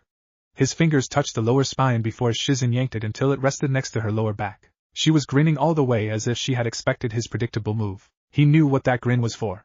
He closed his eyes, rubbed the bridge of his nose, and offered his sympathies to Shizen's future boyfriend. Her teasing games had been fun when they were dating, but their rotting relationship was now blocking that crucial emotional element, and Kakashi was feeling more annoyed than amused. Still, it was not a good idea to snap at her or wisecrack. The subdued approach would have to do, so he sucked up his pride and did it. May I please have my book back? He asked. It sounded perfect, pleading too. How mortifying. Shizen pursed her lips. She gave it back reluctantly. I'll leave you with a warning, Kakashi-san. Try anything funny again and… She didn't need to finish her sentence to get the thread across. After Kakashi packed his smut book in his back pouch again, he nodded at her. And he would honor it too. He was unsure what he felt about the female chunin now. Before, they were just friends. Fellow Konoha ninjas often pinned together in C and B rank missions, knew each other, but it had never crossed his mind that they could become something more. Truthfully, he was also a little apprehensive about taking their current relationship to the next level, afraid that it'd end the same way with Shizen, botched, and caused lasting damage. He might not take it well this time. Go for it, Kakashi-san, Shizen said. Her smile looked almost forced, although he couldn't be sure. You have my support. He looked away, didn't want to see how her smile differed greatly from the emotion in her dark eyes. It would spawn questions, and these questions would most likely complicate their relationship further. Better to move on and never look back. Yeah, thanks, he replied stiffly, which he didn't mean to come out that way. His voice became gentler when he asked, how long do you have before you meet your team? Not long now. She checked the sky and the position of the sun. Time for me to go. Kakashi merely nodded and watched her walk towards the park's exit. Shizen! He called, purposely saying her name informally. Shizen looked back, and even with their added distance he was sure that her cheeks were pinker than before. Stay safe, he said. Those 2 words brought back memories, a time when he was still in ANBU. It had been the other way around though, where Shizen said those words to him before he was off to his last mission as part of the ANBU. She stood there, stunned for a few moments. He tried to smile at her, but he doubted she'd see the wrinkles forming on his mask. Almost like she had turned bipolar, she waved goodbye at him timidly and mouthed I will, before dashing to the rooftops. I will. Those were his exact words to her back then too. Now that their farewells had passed, Kakashi couldn't help feeling that their déjà vu parting had been an omen. Kushina, glad you could make it. Please have a seat, she complied, taking the seat at her right which was to the front left of the Hokage's desk. The old man's eyes followed her as she sat down, an indifferent stare partnered with a gentle, grandfatherly smile. Somehow, the image conjured hopelessness and despair than safety and peace. Their discussion didn't start yet, and already Kushina hated and dreaded it. "We have something to discuss that is of utmost importance," he said, taking a blue folder from his desk and presenting it to her. "I'll assume that you know what Tsunade had written in her report." "Hokage-sama, if I may," Kushina interjected, then waited for her leader to allow her to continue, which he did. "I don't want to involve my son into this affair at all. I want to seek the bastard myself, yes, but the thought of Naruto-chan having to remember what happened to him, I don't want that." "What kind of parent could want that?" The Hokage looked solemn then, but neither did he sigh nor cry. He showed his own sympathy through subtle gestures and facial expressions. Most wouldn't catch them, but their effect still came. Sitting on the chair in front of him, looking torn between seeking justice and wanting what's best for her only child, Kushina was willing to defy her village leader to keep her son safe. Sarutobi looked torn as well. "I understand your concern, Kushina, but you weren't really considering making Naruto-chan remember, were you?" I'm afraid." He sighed as Kushina's face paled, eyes as wide as they could go. "This must be resolved quickly." "But Naruto-chan, you can't." "Kushina, see reason." He tapped the folder twice. "From what I read in Tsunade's report, and also the one from the ANBU who found Naruto-kun, it clearly states that he had been kidnapped, left to die, and the most suspected is a Konoha shinobi. Why they didn't kill Naruto-kun then?" He paused, hesitated when Kushina clenched her hands and gritted her teeth. "We would never know, unless we apprehend him immediately." "I have to think about Naruto-chan's safety first," she replied. She was as stubborn as Sarutobi remembered. "And you are. Look at this way, Kushina. The culprit went after Naruto-kun most probably for the same reason as the other attempts on his life. They were after the Kyuubi's death. If the culprit had left Naruto-kun to die in that forest, he'd be expecting your son to stay dead. With the rumors I hear flying around the village, it'd be impossible to put Naruto-kun in hiding until this matter is resolved. No doubt he'd come back to finish the job. I've studied everything before I called you here. This kidnapping had been planned.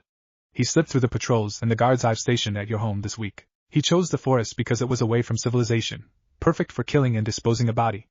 And he left nothing that could trace back to him. That is if his plan worked perfectly." Kushina rested her forearms on her thighs, shifting herself to the edge of the seat. She had been too busy worrying over Naruto that she forgot to put time on studying the crime scenes and the evidence left behind. No doubt Sarutobi had already conducted that. Sarutobi fished another folder from his desk, this one a blood-red color, opened it, and handed it to her. She took it without a word and started reading the sentences he had highlighted. "We found traces of a fabric commonly used in Konoha ballistic vests.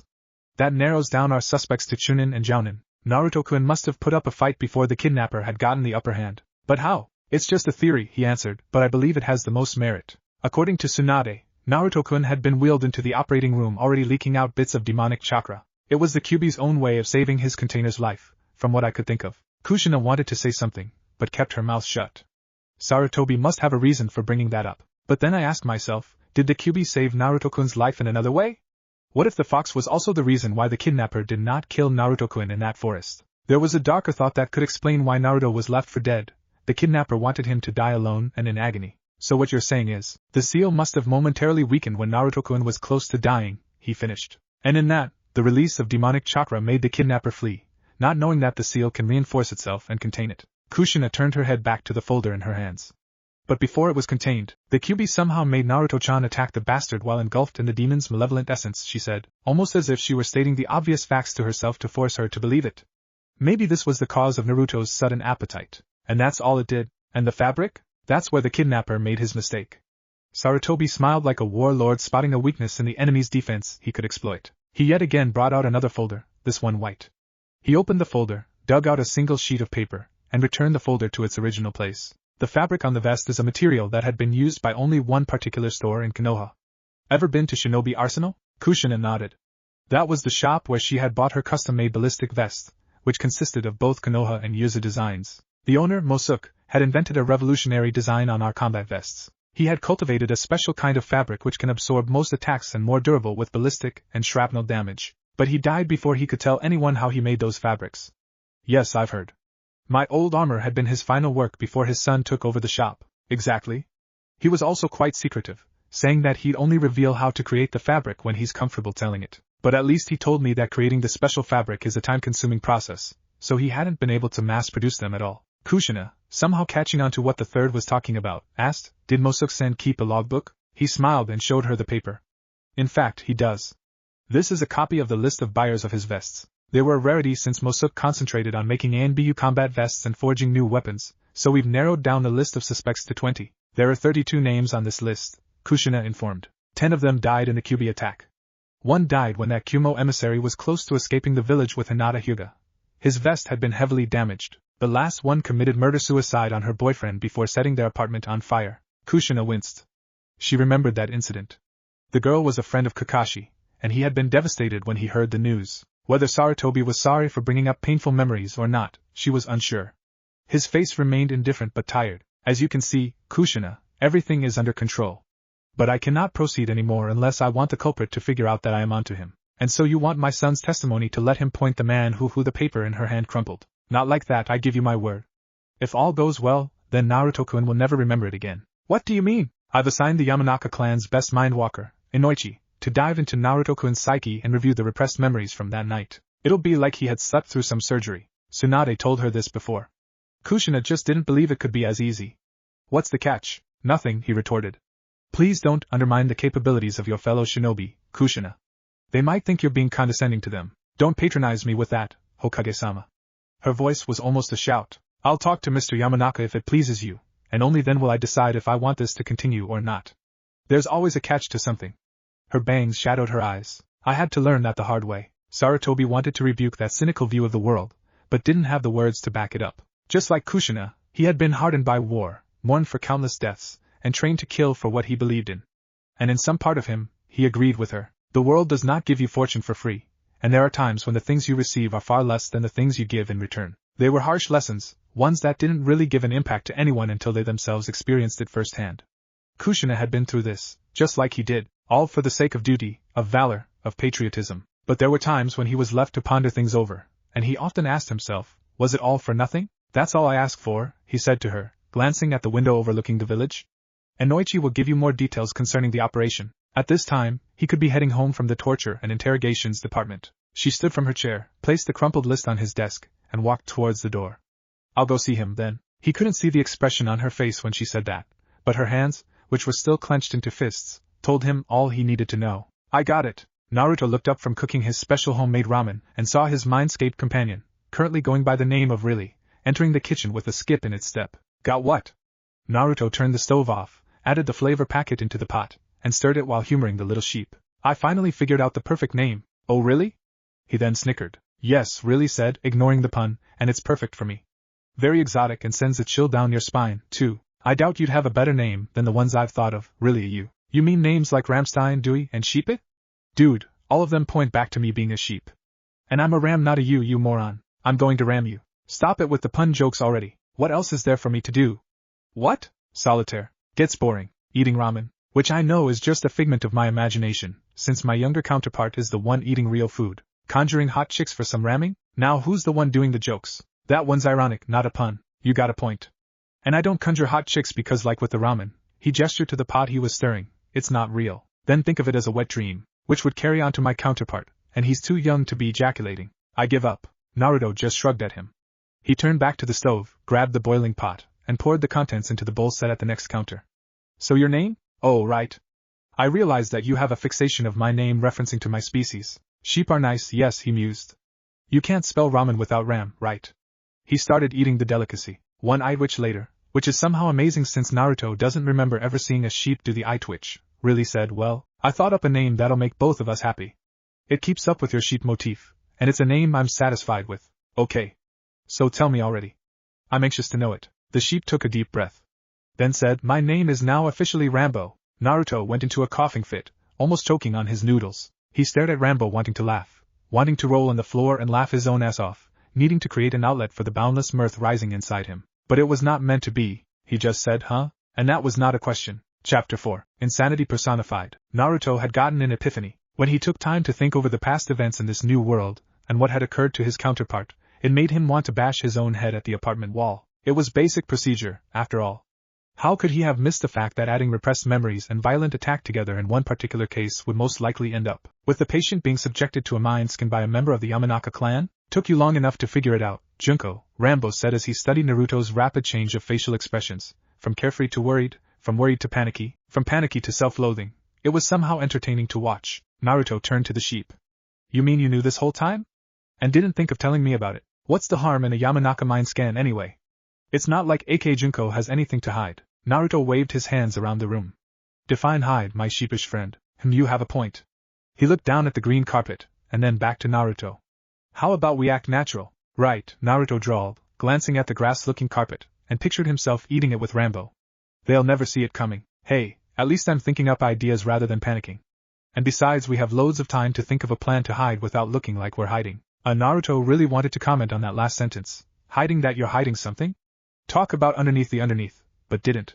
He instead said, you're right. No time for panic, but plenty of time for brainstorming. Well, good luck with that, Junko. Why do you insist in calling me Junko? I have my reasons, Rambo said cryptically before sauntering off to another room, a new room Naruto had conjured for the sheep's personal space. They didn't like the idea of sleeping in the same room together. Naruto did not push further, seeing that it was another odd quirk given to Rambo when he had been conjured. So when Rambo closed the door to his room, Naruto decided to pay another tenant inside this mindscape a little visit. It was a visit he didn't want to rush into because his last, which was also his first in this world, visit hadn't ended in a good way. Time to see if the furball had calmed down yet, he stated out loud, and walked outside the apartment. Upon exiting, he was unceremoniously dropped around 3 feet below and landed on the same ankle-deep water inside the sewer-like maze that led to the seal of the Kyuubi's prison. Naruto had intended to interrogate the fox after he figured out why AK Naruto was inside this place, but after learning everything he could about his current predicament he called it off, wanting to delay that inevitable visit for a much later time. There was no rush because it was not like he and his younger counterpart were in any imminent danger, so a visit would most probably bring more of a headache than unconditional help from the big, bad fox.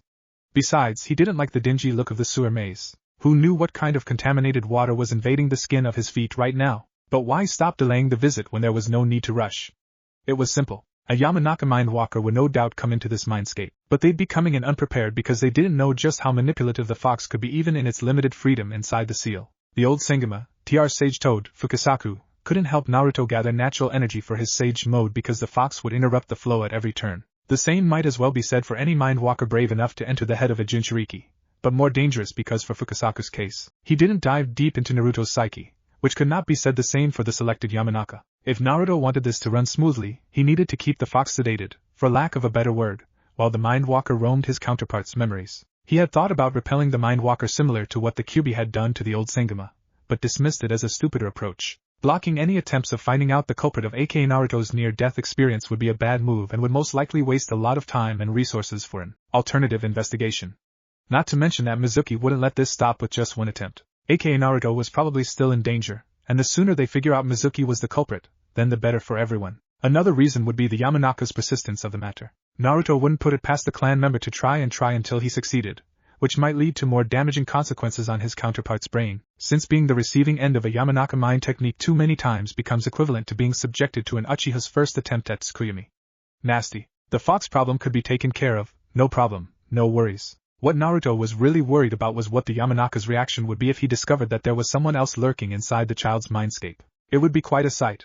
A yandere lookalike and a talking sheep named Rambo. The latter was most certainly insanity personified. Then again, he could be categorized alongside Rambo. For some reason, as he made his way through the maze towards the fox's big, bad cage, he couldn't help pitying the unlucky Yamanaka who would be assigned for the mindwalk. Inoichi Yamanaka had been expecting a redhead to come talk to him soon. Most likely sometime today. He guessed it right when Kushina Uzumaki leaned on the outside wall near the entrance of Konoha's torture and interrogation department, her arms crossed over her chest, her whole posture screaming that she was waiting for someone specific to come out of the building. Kushina was a woman of godlike beauty, with her knee-length crimson hair and endearing smile blessed upon a face that could rival even the most proclaimed of beauties in the world.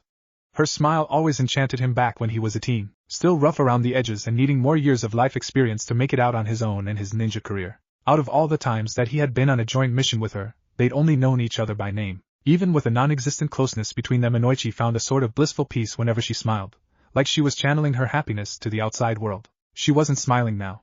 Along with her crossed arms, her eyebrows were forming a frown. Inoichi braced for the worst since Kushina's temper had been compared with legendary proportions. The one thing every ninja who collaborated with her agreed on was that you'd be signing your own death sentence if you ever anger the fiery redhead. Luckily for Inoichi, he hadn't been the short end of the stick whenever Kushina was in one of her bad moods, but that just made her the more fearsome now. It was always much more frightening when you were facing the unknown. He hoped that the anger she was emanating was not directed at him. He still had a daughter to raise. "Good afternoon, Uzumaki-san," he greeted. It was only proper, and he doubted her breaking the ice would be gentle. "How are you today?" "Fine, good afternoon to you too," she replied hastily. Her expression remained unchanged. "You're gonna catch wrinkles if you scowl so much," he quipped. "Right," she drawled. "If I need that kind of advice from a man who has to look intimidating for his job, which can't be complete without the scowl, I'll be sure to ask you." Ouch. Shikaka was right. She did have a very sharp wit for jokes and insults. "You're here for the proposal, I assume?" he asked. She nodded at his question. "Walk with me, then." He gestured to his right where the road to his destination was littered with people and a few street stalls. Yet another busy day in the late afternoon in Konoha. She eyed him questioningly. "I need to pick up my daughter from the park," he answered, and started walking. He caught her nodding again before matching her pace with his. The angle of the sun suggested that the time was between the 16th and 17th hour of the day. He didn't delay the inevitable with small talk. "Hokage-sama wants me to personally do the operation. And what are your thoughts on that?" she asked. He thought over his reply before speaking. "Probably the quickest way to get a face description on the culprit, although it's not an operation without its risks." "Risks?" The way her head whipped at his direction and her voice mixing with a hint of suspicion. It was like she had grown distrustful of everyone but her close friends and the Hokage. He then thought back on her son's medical report, listing down the amount of injuries that had been inflicted on his person that night. If it had been any other child, they would have died long before the criminal had finished, saving them the torture of going through more of that hell. Naruto had been lucky that his stomach tenant gave him that nifty healing factor. Seeing the situation at this angle, Inoichi seemed to understand Kushina's distrust until the culprit had been unmasked. "Not to your son, I assure you," he said. Her face softened a bit, her tense shoulders lowered, but with the untrained eye it would be impossible to detect. "I'm more worried about how deep a connection your son has with the you-know-what, and what it could do to me once I enter his mind. Is it dangerous?" Again, "Not to your son. Practically every scenario I can think up often has only me who gets hurt." "Then she gave pause, unsure what to say. "Then, do you think it's worth the risk? Why are you even asking that?" It was his turn to frown, head whipping at her direction. "The Hokage approached me, asking me to do an operation I have done countless times in my career. The only difference with this new one is that I'll be mind-walking a Jinchuriki, who is also your 5-year-old boy. I know the risks involved, but that doesn't stop me. The Hokage asked me, not ordered me. I had a choice, and I chose to accept." Kushina halted her steps and he followed suit. He waited for her response. Her expression seemed to shift, as if she was in utter disbelief. Or maybe she wasn't sure what she was feeling in that moment. Shaking her head, she replied, "I didn't know that." "Not at all." "Sorry. There's nothing to be sorry for." They continued their walk in silence for the next 3 blocks. Judging from her body language, Inoichi learned that Kushina was feeling quite curious over what he had said. To tell the truth, he was also curious over his reply. He didn't mean to blurt everything out in just one sitting, let alone tell the woman that he was sacrificing his personal safety all for the sake of this little mindwalk, which could be avoided if he had said no to the Hokage at the time. But to him, rejecting the mission was not an option. Some would think that it was a very noble act for a shinobi, but they'd be wrong. Nothing could be given for free, and if there was something really great offered, one had to be prepared for a hefty price. If there wasn't one, then the only other option of payment would be ulterior motives, hidden away beneath the masks, beneath the fake smiles, beneath the shout of bargains and super cheap prices. Inoichi had one such ulterior motive, but it was not malevolent. Attraction towards the opposite sex is a normal thing to feel when you're a teenager. Deep admiration, however, was an attraction sprouting roots and growing inside the heart. His attraction towards Kushina had long since withered away when she set her eyes on another, but the roots laid their claim on a place in his heart, and weren't about to stay still and be uprooted. First loves were always die-hard little things. The park came into his view and grew closer as they walked side by side. Once, Kushina opened her mouth, probably about to ask him something, but she ultimately kept it closed, and her stare forward. There were times when he felt like she was looking at him through the corner of her eye, but instead blamed it on mind tricks. Konoha Park was not as open as the word of mouth said it was. It had been constructed during the village's founding, so the architecture took into account the chances of it becoming a fortified base of operations if ever any of Konoha's enemies decided on a full-scale assault on their soil. Today, with war not as profound and primitive as it had been decades ago, the park's design became livelier and friendlier for villagers to come and relax with their families, though there were still remnants of the olden days. The whole lot's perimeter was fenced over by a 4-foot-long wall made of Iwa's purest and sturdiest bricks. IWA masons had been, and still are, regarded as the most genial workers of creating very strong construction materials, toppled by a 7-foot-tall chain-link fence. Inoichi and Kushina entered the park through one of the 4 large brick archways that faced the 4 cardinal directions, north, east, west, and south. Making their way through the paved path towards the park's playground, Inoichi kept his eyes peeled for someone sitting on one of the many benches inside the enclosed park. He found her on the bench nearest the playground, watching over Ino, who hadn't spotted him yet. The woman in question was his mother-in-law, Kaoru Hikifune. Ever since the death of his wife, she took it as a mission to be there for Ino when Inoichi had to go to work. He didn't like leaving his daughter alone, but at least he found solace in the knowledge that she was in the caring hands of her grandmother. "Well, I'll be," Kushina murmured, but it was loud enough for him to hear, even with the constant shouting of joy and excitement from the children playing near them. What? Inoichi asked, seeing her staring at the playground. He followed her line of sight and saw one scene that put a smile that mimicked Kushina's own. That's Naruto, right? He had heard from the Hokage that Naruto was not the outgoing type, a complete contrast to his own daughter, actually, who loved making new friends, be it night or day, and often liked to keep to himself. Many times when he had come here to pick up Ino, he saw the red-headed boy sitting under the largest birch tree in the park, reading a book, a trait he no doubt inherited from his father because Inoichi didn't think Kushina was one who liked hitting the books in a leisure time sense. But today that particular tree lost its frequent visitor, and only his book was left behind. Naruto was now playing with the other children, but never left the side of one child his age. Yeah, that's him, Kushina replied. And I'm guessing that the girl next to him is your daughter? He nodded. Ino took up much from her mother in the personality department. Kokoro had always liked meeting new people. It seemed that her daughter turned out the same. Ino and Naruto were swinging and climbing merrily inside the playground's jungle gym, their bright-colored hairs easily spotting them out among the dark-haired kids playing along with them. Even from afar, Inoichi could see the large grin plastered on the young boy's face, and he just had to sigh. It was not out of weariness or disappointment, but content. Ino was probably Naruto's first friend, and for some reason, the boy's smile seemed to channel the same kind of happy radiance like his mother's. It did his heart good to see the next generation going along life with a happy mindset. It's the first time, Kushina told him all of a sudden. Excuse me? It's the first time I've seen Naruto-chan playing with kids his age. He doesn't blend well with the others. Is it because of his burden? Inoichi saw the boy's hesitation to make friends as a sign that the other children's parents were forcing them to stay away from him, as if he were a leper that needed to be avoided. Not really, she pursed her lips and thought. It's just that Naruto-chan is naturally shy. I don't know where he gets it though. Minato and I had many friends when we were young, and admirers too, he thought. Don't forget admirers.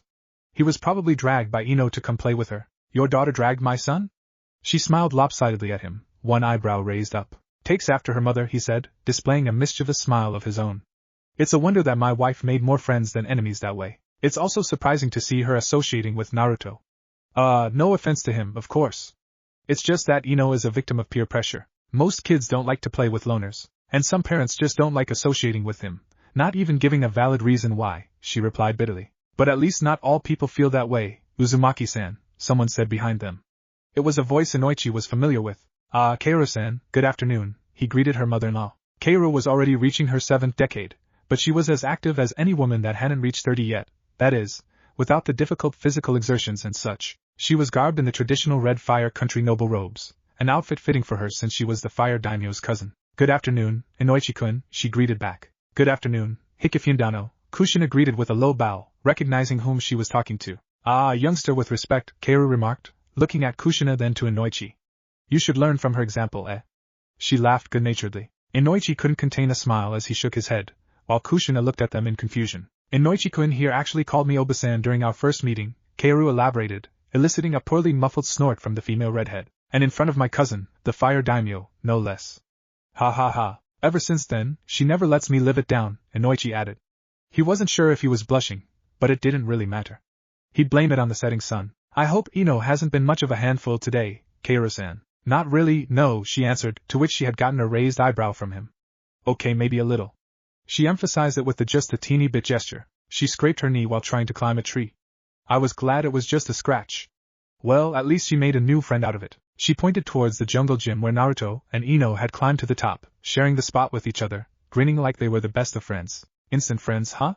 He mused. That's the Hikifune charm, Kaoru remarked. Very high charisma. Somehow this scene feels a little nostalgic. Of course it does, son-in-law.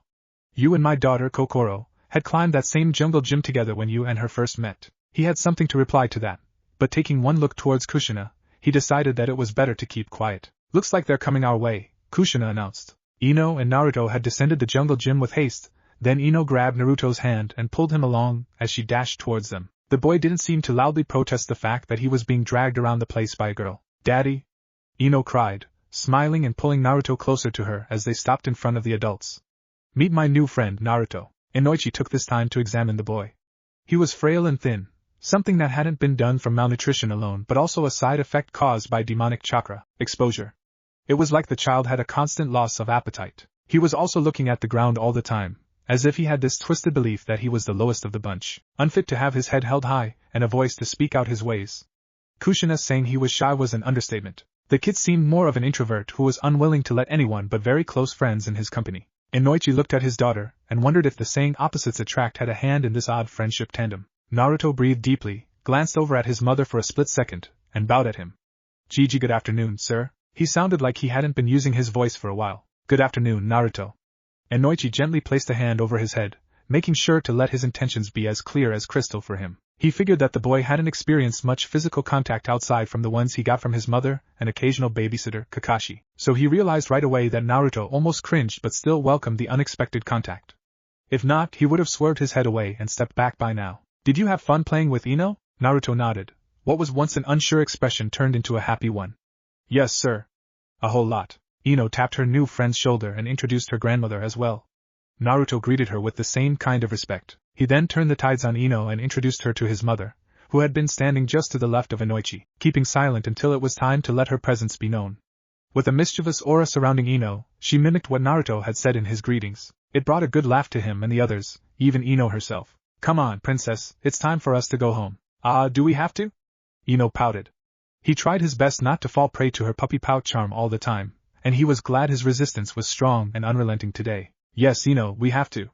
He thought it over for a moment, glancing at Kushina before she said what he had intended to. Which district do you live in? She asked him, and he told her where. That's not too far from where we live. How about we walk home together? Kushina liked to think that she had a firm grasp on people's personality after the first conversation. While she hadn't had much interaction with Inoichi Yamanaka, he was by far the hardest male she tried to figure out.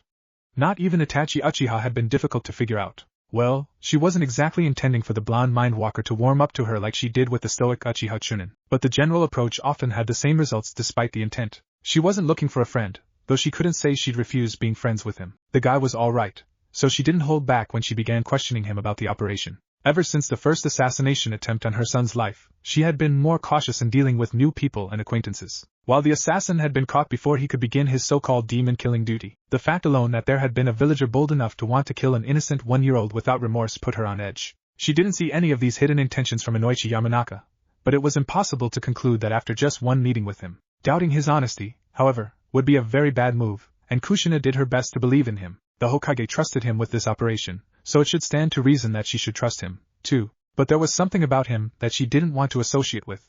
Something she was unsure of, but it made her feel very uncomfortable, like palpitations. Still, that didn't mean Inoichi was a bad character.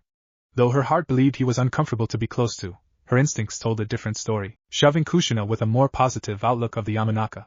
She didn't understand the presence of such contrasts within her very being, all because of just one man. She hadn't felt this way ever since. She stopped dead in her tracks, prompting the party of five to look back at her ashen face. She shook her head vigorously, as if trying to flick sweat off her brow. All it did was make a mess out of her long red hair, where some of the crimson strands stuck to her face. While this was going on, her mind was in a rapid intrapersonal discussion about the validity of her heart's supposed claim. It was most definitely a fluke, she decided to herself. There was just no way that she could actually be attracted to Inoichi Yamanaka, an acquaintance. A mere goddamn acquaintance, people. It was just unnatural. Then again, didn't she have this auto-discussion when she was unsure of her feelings with Minato? Uzumaki-san, is something wrong? That insufferable man asked. She liked to believe that her ears heard a tone of worry in that sentence, but ultimately summed it up to delusions, mind tricks, involuntary autosuggestion, whatever the hell it could be called. As long as it was far from accusing her of what the village teen girls like to call taking a fancy to him, she was not a lovesick teenager anymore. No way. No way in hell. I'm fine, she lied.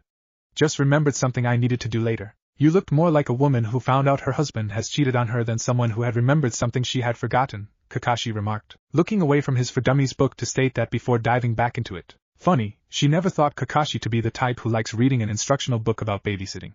But damn, he could be perceptive if he wanted to be. Oh ha ha, very funny, she drawled.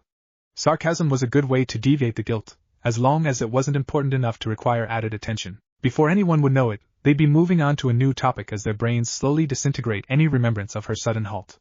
Ah, the wonders of short-term memories. Come on, let's go. Inoichi looked skeptically at her, but kept his mouth shut. Good. That added some brownie points for him. As they continued their walk, no longer thinking back about earlier, Inoichi stayed silent for a few moments. Then, Uzumaki-san, he began. Kushina was halfway from opening her mouth to tell him that it was really nothing and that he shouldn't stick his nose into it, but the way his eyes looked at her, she had the sudden uncomfortable palpitations again. Not to mention the stomach butterflies. What do you say? Huh? Was her smart reply. About the proposal. The operation cannot proceed without your consent. What is your decision? Kushina bit her lip. She looked towards the others. Kakashi was busy with his book, Naruto, Ino, and Keiru were conversing about something or other, not hearing her and Inoichi's own little conference. Before I decide, she said, can I ask you a question? Go right ahead. She was curious about a lot of things, questioning almost everything in the real world. It was like a compulsion for her to know as much as she could about her environment and the people around her. Of course, these were her odd quirks back when she had been a hyperactive child, so when she had gotten older these compulsive urges had simmered down dramatically, but she was still affected by it every now and then. This time, she was curious about Inoichi's purpose. No matter how many times she thought about it, there wasn't actually anything for him to gain other than cash. Yet this man was willing to risk his life, even when he had a daughter to take care of, just to get a facial description of a criminal who could still be caught if they decided to take the hard way. So what was motivating him, she wondered. She really needed to know. Why continue when you aren't so sure if it'll succeed? Or if you'd actually, she stopped. There was no need to finish it. The point was still brought out in the open. If he'd actually survive? Inoichi looked at her and offered a grim smile. It reminded her of a dying man, of Minato. Because it's the right thing to do. Inoichi Yamanaka breathed deeply, pushing it out in the same rhythm as he had done 10 times before. Inside one of Konoha Hospital's ORs reserved for this special operation, he had been assigned with 2 fellow Yamanakas who will be his assistants. Well, assistant was not a very accurate word for it. They were more like supporters if ever something went wrong during the operation, prepared to jack him out of Naruto's psyche when signs of the QB interrupting the mind walk appear. He took a few last moments to let his eyes wander towards the sole window of the OR that was connected to the observation deck, and offered a small smile to Kushina Uzumaki, who would be watching the proceedings. Alongside her was the Hokage himself, his face grim-looking. His eyes wandered back to the operating table in front of him, where 5-year-old Naruto Uzumaki was laid down, sedated and bounded to the table. Having the patient bound was standard operating procedure, especially in the case of deep mind walks. Inoichi preferred using the full body bind that he and his clan members used in the TI department, but those were specialized for prisoners, not patients, and the Hokage disapproved of its use on the boy. Frankly, he didn't see the reason for the disagreement, but the Hokage's word was almost like a law you had to follow, so there was no choice in the matter. After Naruto had been sedated, the hired seal master, Jiraiya, placed special seals all over the boy's head. The sage explained that they were seals for both suppression and amplification. The former for the Kyuubi's chakra, and the latter for Inoichi's technique. It would serve him well, Jiraiya had assured him, and Inoichi trusted his word for that. What he still worried about was if these precautions were enough to prepare him for the journey ahead. It took him by surprise to hear Kushina agreeing to the operation. He thought she'd be stubborn and quite overprotective, but it seemed she had understood that doing this was for the best and the quickest in nabbing the culprit, who was still at large and probably plotting another attack. She also said that she would only agree if he and the Hokage agreed to one condition: she would watch everything during the operation. Almost a day later, he was now standing inside an OR with an observation deck and about to face an unknown variable not found in other patients of his mind-walking technique. Like with Kushina's temper, it scared him to think about what would happen to him when he entered the mind of a Jinchuriki. But he showed little or no fear to anyone. This was something he agreed to, and backing out now could only be labeled as cowardice. He was a ninja, and being called a coward was one of the worst taunts you could get. Whenever you're ready, Inoichi-senpai, the assistant to his left announced. The one on the right gave a nod of agreement. He gave each of them a nod back, stole one final glance at the observation deck, and grabbed Naruto's head. Muttered words of the technique's chant, and he dove right in with ease. The mindscape rumbled. It reminded Naruto of when a battalion of sound ninja had breached through their fortified relief station, shaking the foundations like an enraged earthquake, unbalancing even the sturdiest support columns of the building. With practiced ease, and he really practiced this part, Naruto headed out of the mindscape apartment, bypassing the special dome he had conjured around it, which would keep it invisible to everyone but him and Rambo, and searched for his target. The target was currently breaching through the subconscious defenses inside aka Naruto's memory section. The Yamanaka walker had full intentions of finding the specific memory, and getting the hell out of the dodge once he did. Naruto smiled at that, but he still needed to watch over the invader. Wandering eyes were strictly prohibited while he and Rambo were still in here. He had to make sure that the Yamanaka stayed true to his given objective, and probably help him out in the shadows. The last thing Naruto wanted was a confrontation. He had been hard at work in preparing for this moment, not only because there would be an invader inside the mindscape but also because he was about to field test the experimental seals he had been working on a few months prior to his trans-dimensional traversing. The seals were more or less containment seals specifically made for demonic chakra suppression. For the Kyuubi's case, even 100 of these seals drawn to his cage were not enough to suppress all of its chakra, but with the right tools and modifications, Naruto had been able to redirect the seal's primary purpose. While most of the primary purpose was left alone, he had added in a secondary purpose, where the seal would tap into the Kyuubi's chakra pool and use that demonic chakra to reinforce the barriers it had been imprisoned in. Suppression and then redirection. Nothing other than that. It was cruel to further imprison an already caged animal, but seeing that Naruto and the fox hadn't come to a peaceful agreement when he had visited him yesterday, Naruto's hand was forced, so he had to resort to the seal. He was putting a lot of gambit into this because the modifications of the seal were still untested, but hey, what's life without taking chances? Besides, the less interruption from the nasty fox, the better his plans would go. And if anyone asked, he did not smile smugly and did a victory dance when the place seals looked to be working just as he planned them to be. Nope, not at all. Slipping through the many sections inside the vast mindscape, he stopped near the location of the Mindwalker, stepping into the shadows quickly before he was found. It took by him surprise to see Inoichi Yamanaka there, climbing deeper into AK Naruto's memories. The memory section was like an office building modeled after the Hokage Tower's interior. Well, the Hokage Tower of this reality. But there really wasn't much of a difference between the two. They both have that squeaky door heading to the men's room on the second floor, after all.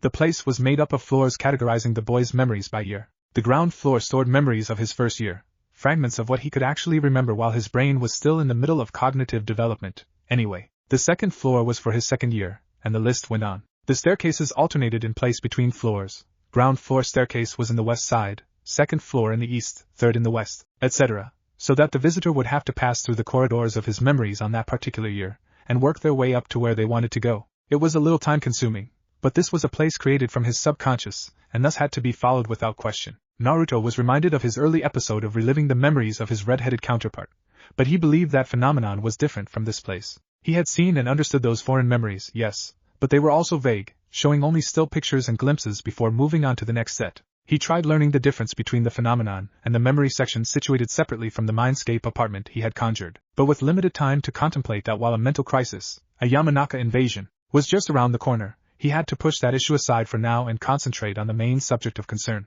Still, it took Naruto a while to accept that the memory section and his instant memory recollection episode were a lot more different than he first thought. He had gotten to that conclusion when he climbed the steps and reached a particular floor. The strange thing about the building, though, was that it wasn't 5 stories high, as it should be since AK Naruto wasn't older than that, but 22 stories high. That raised some mental alarm bells for the 22-year-old blonde. He hadn't bothered exploring this section of the mindscape before because it was not like something instrumental was around here. He had been busy trying to gloss over what he should exactly do while the Yamanaka was rummaging around the 5th floor for that incriminating headshot of Mizuki team, and having the QB acting quite the very spoiled brat who didn't get his way, which was throwing a tantrum, didn't help ease things either. Seriously, it was what? Centuries old? The least it could do was act its age. Back to the building. If it was 22 stories rather than the obvious 5, what did that mean? It didn't take one knowing kunai trajectory physics 101 to figure that out and act quickly. Since he had more privilege than a certain mindwalker, Naruto quickly teleported himself into the 5th floor, hasted towards the door leading to the 6th floor, and conjured a very convincing wall out of it. This way, Inoichi wouldn't think that there were floors higher than 5. He sensed him already climbing up the steps of the 2nd floor, so he made some last-second modifications to make the illusion look as convincing as possible, and set out towards the 3rd floor. He tried to teleport again, but it didn't work.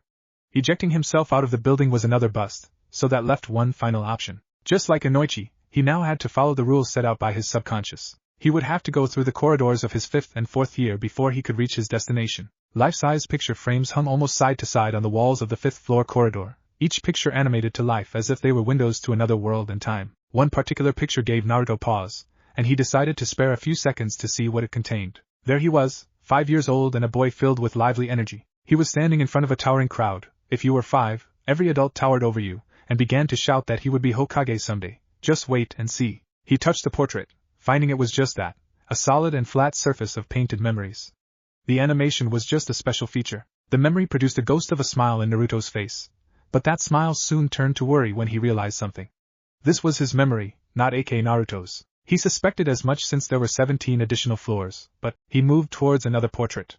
He saw his mother wearing only a towel, exiting the bathroom. A blush and a slack jaw were the products of such a sight, and he looked away quickly. Two things were for certain. This was AK Naruto's memory, and his alternate reality mom was looking good for a woman reaching her 30s. To sum up what he learned from the two frames, he realized that his and AK Naruto's memories had mixed together inside this place, because honestly, where would Naruto's memories be in other than the memory section?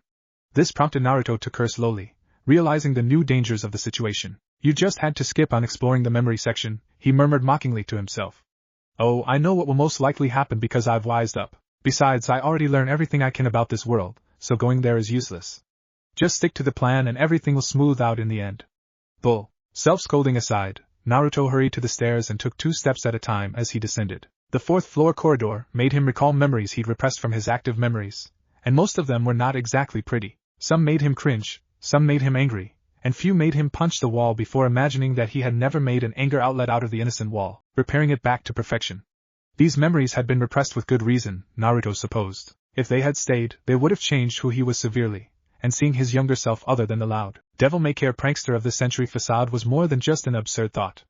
An impossible thought. Luckily for him, though, those repressed memories became repressed again when he exited the floor. It was like a cold hand had slipped into the inner parts of his head and installed a thick brick wall between him and the memories. It made him pause once more. That was another thing he found interesting inside this section, but he left these churning thoughts aside and concentrated on the present. Inoichi was taking his ample time in the second-floor corridor, moving his head left and right, looking at each of the animated portraits with a contemplative expression. It didn't seem like he was in a hurry, which was what he needed, despite that was the exact opposite of what he needed for his plan to continue flawlessly. Maybe he should have conjured an imaginary Shikamaru and asked for his opinion. He had forgotten the vital quote that kept his moniker of Konoha's most unpredictable ninja. No plan, no matter well thought out, survives first contact with the enemy. Improvisation was always the name of the game. Ninjas didn't just think of a strategy and believe that it was 100% foolproof. Even Shikamaru had backup plans for his backup plans. While improvisation was not exactly a good description for that, it did put the main point across that Shikamaru knew fully well the difficulties of keeping a plan as pinpoint precise as he had thought it out. There were unknown variables that could come at anything, anytime. To stick to a sole plan would just narrow one's perception. This was what Naruto had unknowingly done. He had been unpredictable as of late, that he lived up to that moniker by being unpredictably ignorant of his shinobi teachings and his own misgivings of a strategy planned beforehand. He didn't know what could possibly be the cause of this, and he'd be sure to look into it later on. Now, however, he had to think up a new plan on the fly before Inoichi reached the door to the third floor. The first two floors were flooded with nothing but fragmentary memories and were unlikely to be as important as the next floors up. He could still recall even the earliest memories of his childhood, minus the repressed ones. The most earliest happened to be his third birthday. The Sandaime decided to celebrate that October 10th with him, and it was here that Naruto had been introduced with the godly flavor of miso ramen from Ichiraku Ramen. It was a day he could never forget. For an intruder to realize that aka Naruto had memories that were not his own inside his mind, it'd spark a lot of worry and caution, and Naruto had no doubt that they'd think the Kyuubi had done more than just heal him. He didn't want to make his first appearance come in a bad light. It was hard enough trying to come to grasp that he'd be stuck inside this mindscape for the rest of his life, so he didn't want his stay here to be more uncomfortable and troublesome as it already was. Unfortunately, though, Naruto was stumped. He tried thinking over every scenario that could happen, but none of them could point to a peaceful solution, or a chance to keep his presence unknown to the Mindwalker. He was fucked, and that was when something unexpected occurred. "Yo," Rambo said to Inoichi before he grabbed the doorknob, "fancy meeting you here." Inoichi immediately acted like any ninja who had been caught off guard, taking a defensive stance and putting distance between him and the supposed enemy. Though not all ninjas were that jumpy, he was truthfully caught by surprise, because the last thing a Mindwalker would encounter inside a foreign mentality would be another sentient being not connected to the original consciousness of the mindscape. And as far as he knew, aka Naruto suffered no mental disorders, much less having a split personality. Then again, he doubted that a talking sheep could be regarded as a human's other self or sanity. When Inoichi made no move to respond or ease up from his guarded stance, Rambo decided to break the ice a little more. "Not the least bit freaked out that you're talking to a sheep. He hasn't said a word to you yet, idiot," Naruto thought in the shadows. That's hardly qualified as talking to a sheep. Going back to the matter at hand, Naruto wasn't sure if this unexpected addition would be good for his plans. He clearly told Rambo that he should stay inside the apartment until the Yamanaka left the mindscape. He should have known not to trust a simple-minded, domesticated farm animal to listen to easy orders when the farm animal in question was as curious as a cat wanting to get killed. Satisfaction did bring back the metaphorical cat, but Naruto promised to kill him a second time, just to be sure. Still, he made for a good distraction. A stupid distraction, but a distraction nonetheless. Any new plans he might have been able to come up during that small window of opportunity, as Inoichi eyed the talking sheep with a calculating eye, decided not to be conceived during those moments. It left Naruto stumped as Inoichi was finally seeing the harmlessness of his foe. Naruto was still fucked. He sighed heavily, clearly defeated. Not in the point one would think, but defeated in the belief that he could pull everything off with Inoichi ignorant of everything but Mizuki's crime. Naruto worked well under pressure, and he could adapt to any given situation, most, anyway. But he wasn't deemed godlike in military strategies and tactics, the whole cloak and dagger deal in the shinobi life. The trait that separated him from other ninjas of his generation was that he was an adaptable little prick. He thought on the fly and won fights that way. Thinking up plans without enemy engagement did not arouse the attention of his life-saving trait. In other words, Naruto could only think up great plans if he were fighting a battle directly. It had always been a fact in his old world that Tsunade-bachan avoided mixing Naruto and covert assassination missions together, so there was only one thing left that he had to do in this dire situation: wing it. And he meant to truly wing it. With that imaginary weight gone from his shoulders, the haze that had been hovering inside his head cleared a little, and he came across a satisfactory plan for what he was about to do. It was a little risky, but he wanted to take that chance. If the same history of how he had gotten the Kyuubi inside his belly was the same as in his old world, then this would work well to his advantage. I mean, the fox had mistaken him with his father. What was stopping Inoichi from making that same mistake? Just to be extra careful, though, he mentally willed a decent transformation of his father onto himself, using his meeting with him when he almost broke the seal during Pain's invasion as reference. There was also a strand in one of AK Naruto's memories where he was shown a family portrait of his father and mother, who was around 7 months along when the picture was taken, so he didn't doubt a possible error in his transformation. He stepped outside the shadows and approached Inoichi, who saw him and then tensed as he got closer. Naruto put his hands up non-threateningly. At ease, Shinobi, I'm only here to talk. Who are you? Inoichi questioned, his eyes narrowed. I know you're not the yandame. Damn, suspected right off the bat. He didn't react to the accusation, though. It was just another snag in the plan. But no worries, Naruto's miraculous adaptation no jutsu was hard at work. How can you be sure I'm not him? The yandame I know doesn't have whisker-like marks on his cheeks. Naruto's eyes widened, involuntarily reaching for his cheeks where, sure enough, he felt the rough texture of his birthmarks. Double damn, he had forgotten about those. Inoichi's eyes narrowed further, and he was subtly moving towards the door leading to the floor above. I should have known you'd do something like this, Kyuubi. I'm not susceptible to any of your mind games at all. Inside his thoughts, he was annoyed that the seals Jiraiya-sama had placed for his protection didn't work. This was going downhill real fast, and Naruto was slowly losing his wit. But that did not mean he would give up. His creative mind, which was used to making up half-truths and lies during his pranking days, had a lot more ideas up its sleeve. The Kyuubi is pretty much disabled right now, Naruto said, keeping his hands up. I made sure of it. Why should I believe you? Inoichi remained subtle in his advancement towards the door, but Naruto made no move to stop him. That door wouldn't open if he didn't want it to, so his guest was stuck inside this floor with him whether the man liked it or not. I would have just imprisoned you, overwhelmed you with demonic chakra, threw chains around your limbs and ripped them to pieces. At least done something to consider me as an actual threat. And what's stopping you from doing that later? Do you think the Kyuubi no Yuko is into the shinobi's cloak and dagger profession? But foxes are known to be tricksters, are they not? That's true. But do I look like a fox to you? How do I know that's not just an illusion, like you've copied the face of Yandame-sama? Naruto was unsure how to rebuke that. His appearance being in an illusion was true, after all. Why are you moving away from me? If cat got your tongue, change the subject. You assume I already trusted you, fiend? What's there not to trust? He gestured to his hands, which were still raised and weaponless. Do ninjas often answer a question with another question? Rambo asked all of a sudden. The two blondes turned to him, one eyebrow raised in confusion. You've been going at this, saying question after question, yet neither of you look to be answering them. It's like an old interrogation method I've heard about, Naruto answered. By sticking to questions in your responses, the receiver would somehow get the message to his subconscious that he wouldn't get much from me unless he started answering my questions. Perfect for curious civilians, milking them with information while retaining secrecy. Is that a mind game? No, it's more of an unproven theory in human behavior. It doesn't work all the time, so interrogators rely on other methods of information gathering. He's right, and the information he just stated is not accessible to a 5-year-old child, Inoichi interjected. Seeing an opportunity, Naruto retorted, which is also inaccessible to a giant demon fox. He wasn't sure if it helped his case, but the Yamanaka's belief that he was the fur ball was slowly crumbling. That, at least, was a bit of good news. If you are not the Kyuubi, then who are you? Naruto would have replied right away that he was the Yandame Hokage, who sealed a portion of his chakra in the seal to aid his son when he reaches the eight-tail state. But that would be pushing his luck.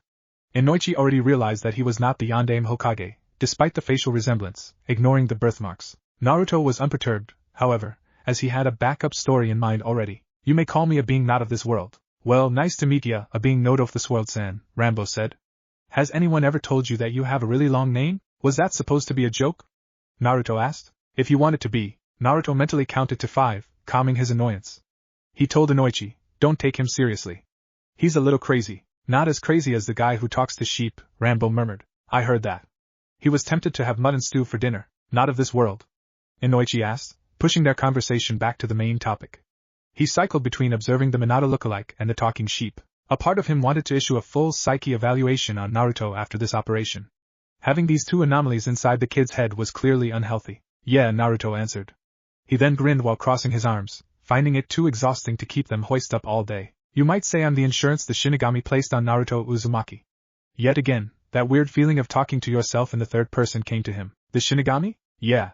Naruto believed that it was all the explanation needed to get his point across. And he just didn't want to divulge too much lest he slipped and said something that didn't happen in this reality. Inoichi pondered this for a moment.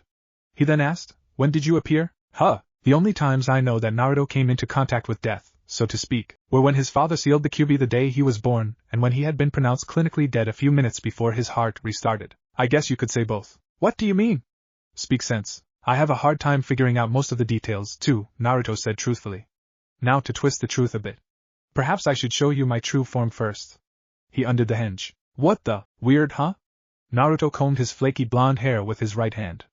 My features are a combination of Minato Namikaze and Naruto Uzumaki. So what does that make you, really? Rambo asked. He shrugged. I'm probably their love child or something. Okay, that was an image Inoichi did not want to have. Just what are you and why are you inside Naruto's mind? And why is there a sheep in here too? Would you believe me if I told you that I'm actually an interdimensional traveler who is also named Naruto Uzumaki, where I look more like my father than my mother, and that I stumbled into this kid's mindscape because I died in my old world using a suicide jutsu specifically created for the Rikudo Senin's use only, just so I could defeat Madara Uchiha from taking over the world through a global illusion. Saying it all in one breath, he inhaled deeply thereafter. Inoichi just looked at him as if he were mad. Then let's stick to the Shinigami's insurance theory, please, Naruto finished. I've been specifically placed here to help Naruto if there is ever a time he starts leaking the Kyuubi's chakra outside the seal willingly. The Shinigami placed you here for that? I thought Minato only dealt with the sealing and nothing more. Why would there be strings attached that is actually advantageous for Minato's side than the Shinigami's? Probably to keep the deal straight and bound. The Kyuubi is sealed inside Naruto's stomach, and the Shinigami believed it should stay that way until the time of the host's natural death. Consequently, that means I'm here to babysit, more or less. Then it must have been you who had done this to this place. What? Everything here, Inoichi said, gesturing to the corridor they were in, is form mimicking matter. I've been in countless minds before and they never had anything materialize such as in here. Just space as far as the eye can see. The inside of a person's mind shouldn't be this complex and organized. It just doesn't work that way. It works that way for me, Naruto replied. He didn't realize the implications Inoichi was saying. At least not yet. How exactly do you exist inside here? How exactly can a mortal man seal a malevolent and powerful demon inside an innocent infant? Inoichi grimaced. The Shinigami. Yeah, I almost forgot about that. Don't feel too bad. It's hard to keep track with all this info on such short notice. Another question, why are you stopping me? I'm not stopping you, but helping you. I know why you are here. Oh, I can give you the strand of memory you are looking for right now. It'll save you the trouble of finding it. What's the catch? Naruto sighed. There was still a trust issue between them. I'm only trying to help. The faster you capture that white-haired bastard, the better. White-haired, Inoichi mumbled. A stray thought entered his head, and his eyes widened. It was impossible, but it also made a lot of sense. He could come to the Uzumaki household without being alerted by the AMBU. He could study their rotations and manage to nab Naruto and get out without their notice. He had knowledge of all forms of prolonging a torture session before killing the victim. And with the mention of white hair, you don't mean Kakashi Hatake, do you? An eyebrow was raised.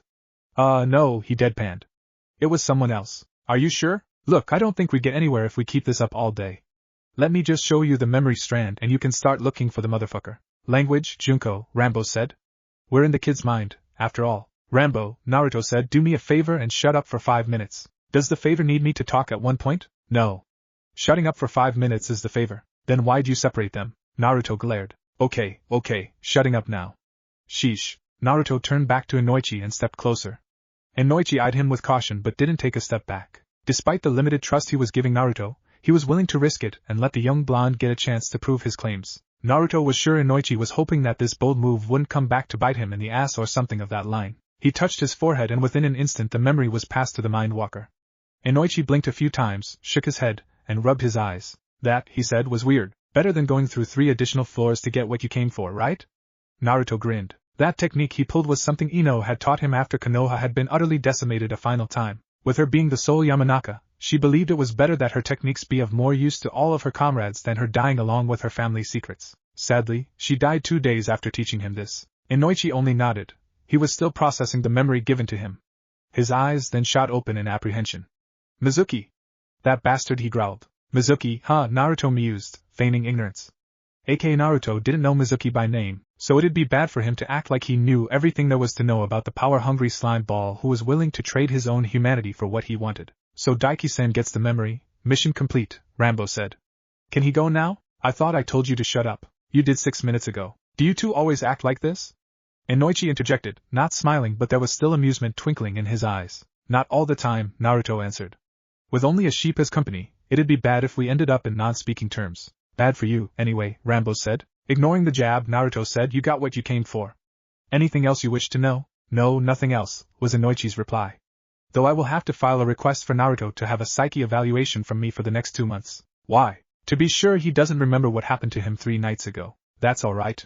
I got that one under control. And how did you manage that? By using Ino's memory repressing techniques, he answered in his head. Trade secret. I'm not buying that. Then take it for free. Today's 100% discount sale. I'm not leaving till I get a proper answer. The ones who can repress memories, as far as I know, are members of my clan. Inoichi eyed Naruto's hair. And I'm sure that you're not a yamanaka. I know a few techniques that transcend those of the living, he answered cryptically. Sadly, these techniques are forbidden for humans. Sorry. He didn't mean it though. The building rumbled. Again, Naruto was reminded of that sound battalion breaching through the walls and floors. He doubted that there'd be another guest inside aka Naruto's mindscape, so that left the other signal. The Kyuubi was fighting back its restraints and winning. You need to get out. Now. Why? Inoichi asked, staying in balance as the building went through another powerful earthquake. What is that? The fox, Naruto answered simply before he gave Inoichi a big shove. Hey, what? He had more things to say, Naruto knew, but they would have to wait as he was unceremoniously ejected from the mindscape. Inoichi reeled back and almost fell on his back if not for one of the attendants catching him midway. He got back on his feet quickly and requested a status report. Everything checks out, sir, said the attendant to his right. The signs of demonic chakra were minimal in and around the subject's mind. The strange thing was he hesitated, eyeing his partner for confirmation to continue. Was what? Inoichi echoed. When the left attendant nodded, the right one replied, the seals Jiraiya-sama put in place around the Shirsho Fuin, tr. For symbol seal, were acting as if they were dormant, as if they were not being used at all, Inoichi finished. I think I know why. Huh? You do, senpai? Left attendant asked. Inoichi wanted to tell everyone about what he had seen inside that place. It was an experience he was not about to forget for the rest of his life. But he held his tongue. It was not because of fear or of confusion, but of excitement. He had dove into other minds before. Each experience were as identical as seeing blood brothers side by side. There were obvious differences, but the generality of it was all the same. For Naruto's mindscape, however, it was different on so many levels, like trying to see the similarities between a male and female reproductive organ. For one, as he had stated to that Yandame/Naruto lookalike before, there were sections inside his mind that had manipulated form into matter. Such creations were unheard of, even if that person were disciplined with the mind arts his whole life. Such complexities were far beyond human comprehension, and Inoichi hypothesized that the Kyuubi had something to do with this. The facts were incomplete, however. There were more sections there that were left unexplored. His mission was a priority above all else, hiding secrets and wonders that were probably far more mind-boggling than the Hokage Tower in there. He felt bad using the 2-month psyche evaluation as an excuse to discover more from the complex mindscape, but learning new things from a subject he thought he knew almost all there was to know was invigorating, as if a passion in his soul had alit once more. But first and foremost, this new tenant inside Naruto Uzumaki had to be told to the Hokage ASAP. In other words, no one must know but Konoha's dictator. Yes, but I want to consult with the Hokage first before anybody else, Inoichi replied. Okay, wrap it up, boys. The operation was a success. He looked at the observation, saw Kushina looking eagerly for any good news from him, and gave her the thumbs up. This was also given to the Hokage, who understood the sign enough. The mission was a success, but there was a twist involved. Chapter 5, An enemy closes in. Hiruzen Sarutobi expected something to go wrong during the procedure. It would be, after all, the first in Leaf history for a Yamanaka mindwalker to dive into the mind of a living Jinchuriki. There were other clans that have similar mind-walking techniques as the Yamanaka clan, and that a few had already tried crossing through unknown territory inside the heads of the other 8-tailed beast holders. What worried him, however, was that none had been successful. None. But right now was something Hiruzen Sarutobi did not expect, the operation to be an automatic success. But something had happened that Inoichi decided it could only be heard by his leader's ears. The thumbs-up gesture was a sign of victory for most, but a sign of impending doom or elation for a Hokage. With ninjas at his disposal and information being the most vital component of success against Konoha's enemies, outside or within, the Hokage had assigned very high-ranking ninjas with specific gestures that have a very different meaning than what they represent publicly. The thumbs-up Inoichi had given him happened to be one of them, so Hiruzen acted quickly for this. It was no doubt important because Inoichi had crossed his arms and tapped his elbow 4 times. A tap equaled B rank, and additional taps meant an up in the ranking. 4 taps meant double S rank. Hiruzen had an odd feeling in his stomach, a gut feeling maybe. Strange, that was. He hadn't had a gut feeling since October 9th, 5 years ago. Hoping that the implication was just his paranoia talking, He excused himself from the observation deck and hurried to one of the secure conference rooms inside the torture and interrogations department building. It was furnished with one wide table spanning almost the length of the whole room, with a total of 18 leather seats occupying all sides. A third of the wall, the lowest part, was made of varnished mahogany darkened to a color close to ebony, while the rest of the wall was painted blue, matching the color of the carpet floor. Inoichi was already waiting for him there. He sat on the chair nearest to the door. "How's Kushina-san?" Hiruzen asked. "She wanted to see Naruto," Inoichi replied, spinning the office chair so that it faced the olden shadow. He stood up and bowed respectfully. "I had to excuse myself to get here before she started questioning me about the culprit. No doubt she would have breached protocol and went after the bastard herself." That put a small smile to his aging lips. "We'll leave his identity for later. Right now, I have to tell you something much more urgent." Something more urgent than Inoichi's main objective? This was troubling news. "All right. As you may know, Hokage-sama, I've been mind-walking since my early days in the torture and interrogations department, so I know pretty much everything there is to know about the mechanics of the human mind." He paused, then added, "To a certain degree, that is. You have found something out of the ordinary?" "Beyond ordinary, sir," Inoichi retorted. "Naruto's mindscape is an enigma. It looks nothing like all the other minds I've scanned." "Surely you're exaggerating." "I don't exaggerate something this monumental, Hokage-sama. Decades of research, of discovery, of experimenting, all went down the drain because of this little boy's head." He tapped his forehead twice. "High claims, Inoichi." "High claims, indeed?" Hiruzen pulled one of the chairs next to Inoichi's and sat down, wincing a bit as some of the old bones in his back protested at the exertion. It was a constant reminder of his old age, and he didn't like it. Inoichi sat back down. "Yes, but the answers were all in there." He took a deep breath and released it slowly. "I'll start from the beginning. Hey, Mizuki, you're still suspended.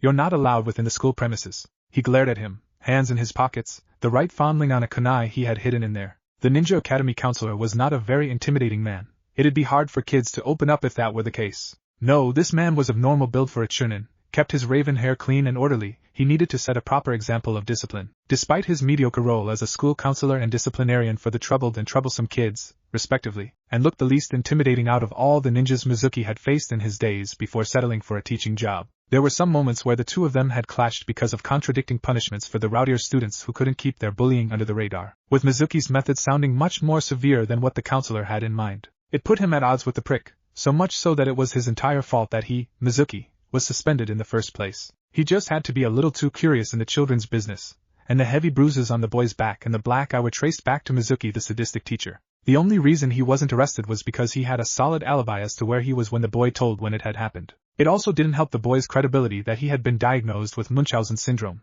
Regardless, Mizuki may not have been sacked, but his reaction to the accusation were more violent and suspicious than how he normally addressed these issues in the past. Yes, he had been accused of abuse before, that the principal suspended him until they got this case completely figured out. Well, that hardly mattered anyhow. Now that Mizuki was a wanted man, it was probably still unofficial, but what real difference did that make? It was time for some payback. Wanted men like him were often sentenced to a quick death. To Mizuki, this was a lot like cancer. His time was close, inevitable, so better to go out with a bang and enjoy himself. He was going to enjoy this, yes. Indeed he was. "There's nothing holding me back if I resigned, right?" he told the counselor, watching his eyebrows rose from surprise. He knew that telling him this outright would immediately make him a threat due to his dark reputation, but he didn't give a damn. It was time for payback. "Regardless, you are still prohibited from stepping inside this fine establishment, and I for one am not afraid to get my hands dirty just so I can personally throw vermin like you out." Permain, Mizuki slashed his throat. He watched him stop mid-speech, clutch his neck, and writhe around. His eyes were darting everywhere, desperately conveying a message for help where his voice box could no longer do that honor, and they rest upon him, his mouth blabbering inconceivable sounds, as if he were speaking through a narrow tube. He pointed at him, accusing him of the crime he had done, and he fell to the ground. Blood pooled the floor. There were no witnesses, as far as Mizuki could see. Classes were in session and the now dead counselor was only doing his usual sweep around the hallways for any truant student lurking about. His choking cries were futile from the start. Mizuki didn't bother hiding the body. It wouldn't be another hour before lunchtime came around, but that was an inefficient reason. The real reason was because it would be a waste of time. He came here to deal with that loose-lipped brat, to make sure that the brat wouldn't tattle again. That, and he had heard that there was a new Chunin instructor who was an Inuzuka joining the staff. He wouldn't put it past a member of that dog-loving clan to sniff out the scent of blood wafting in the hallway. "Get in, kill, get out," he whispered to himself. That's all. Nothing else. He took the stairs up to the third floor and went left, passing 2 doors and halting at the third. Like in the ground floor, there was no one in the hallway save for him, the disembodied voices of the instructors droning out lectures, and the quiet taps of his shoes on the gray ceramic tiles. These sounds echoed around the walls of the hallway, barely giving any moment of sheer peace and tranquility. Like chaos, he chanced a peek on the door's small window. The classroom was filled with the bustle of academy kids out of their seats and conversing with their respective cliques. The Chunin instructor was somehow absent to placate the motor mouths. Shifting his view, he saw writings on the blackboard big enough for even the nearsighted to read clearly: self-study. Mizuki found this situation maddening. 2 or 3 of the kids had their textbooks out, and were studying as best as they could during a storm of chaotic noise. There was no order among the other kids, like a bunch of headless chickens. How did they expect to become professional shinobi if they didn't start growing up when they were already close to graduating? Because they're still kids, inside and outside, a part of him thought in empathy. He locked that feeling away. There was no need for empathy now. He was a dead man, and dead men had no use for such an irrelevant, human thing called morality in their short life. This image of a chaotic classroom also spawned a primal urge for him to raise it, and snap each and every one of those kids' necks. He clenched his fists and banished the urge. Killing all of them would be too much of a hassle, too chaotic, too time-wasting. They'd shout, scream for help. The staff would be coming for him quick if he stayed to fulfill one measly urge. No, that was a futile attempt. He had to live until he made sure that the QB brat was dead and burned to ashes. Just one dead kid would have to do here. There, sitting in the back, still sporting the black eye, was his target. Mizuki grinned, formed a hand seal, and transformed into the counselor. He would open the door, address the class and ask for that boy in the back to come with him to his office, and escort him there. He didn't waste time to put his plan into action. No doubt a staff member, probably one of the civilian janitors, must have already discovered the body of the real counselor. Given the amount of time that had already elapsed, the boy was a little nervous, unsure why he was told to come with him to the counselor's office. A simple announcement would have sufficed, so the boy must have concluded that this was something big. This was something big, all right, Mizuki mused. Something big, indeed. They stepped into the counselor's office, and Mizuki locked the door behind him, muffling the audible click successfully. The boy continued down to where the counselor's desk was and sat down on one of the seats in front of it. The counselor's office wasn't what you'd call Spartan in appearance, but not exactly plain either. This place earned the right to be described as something that bordered between Spartan and plain, because not only did the place have the bare essentials for a working environment as a school counselor, it also gave off the feeling of being nomadic, as if the counselor didn't set roots into this place. Funny that was. The counselor had been on this job for over 8 years. Kira-sensei, the boy called innocently. Yes, Mizuki replied, putting up the same act that the counselor often did when facing students. He wasn't sure if he was giving off the same comforting aura as the counselor, but that hardly mattered now. His target was where he wanted him to be. Slowly, he neared the boy, taking each step with practiced ease. He breathed in and out, and fondled the kunai's handle. He waited for the perfect time to strike. They went into silence. The boy stayed in his seat, trying to be patient, but Mizuki knew that the lack of reason for him being here was gnawing at his curiosity. The boy wanted to ask, but he might be intimidated to even utter the first syllable. Mizuki smiled at him, not out of courtesy or kindness, but out of a sadistic urge to see him return the smile awkwardly before he brandished the kunai he had been hiding behind him.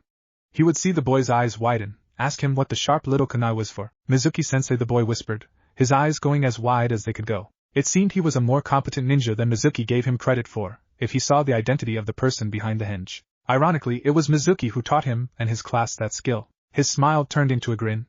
The boy, out of fear, bolted towards the door, but Mizuki grabbed a hold of him before he could come close. The boy naturally struggled and tried shouting for help, but when he positioned the point of his kunai in front of the boy's developing Adam's apple, near enough to draw blood, the only sound coming out of him was an audible gulp and a sob. Please, Mizuki-sensei, please, the boy pleaded.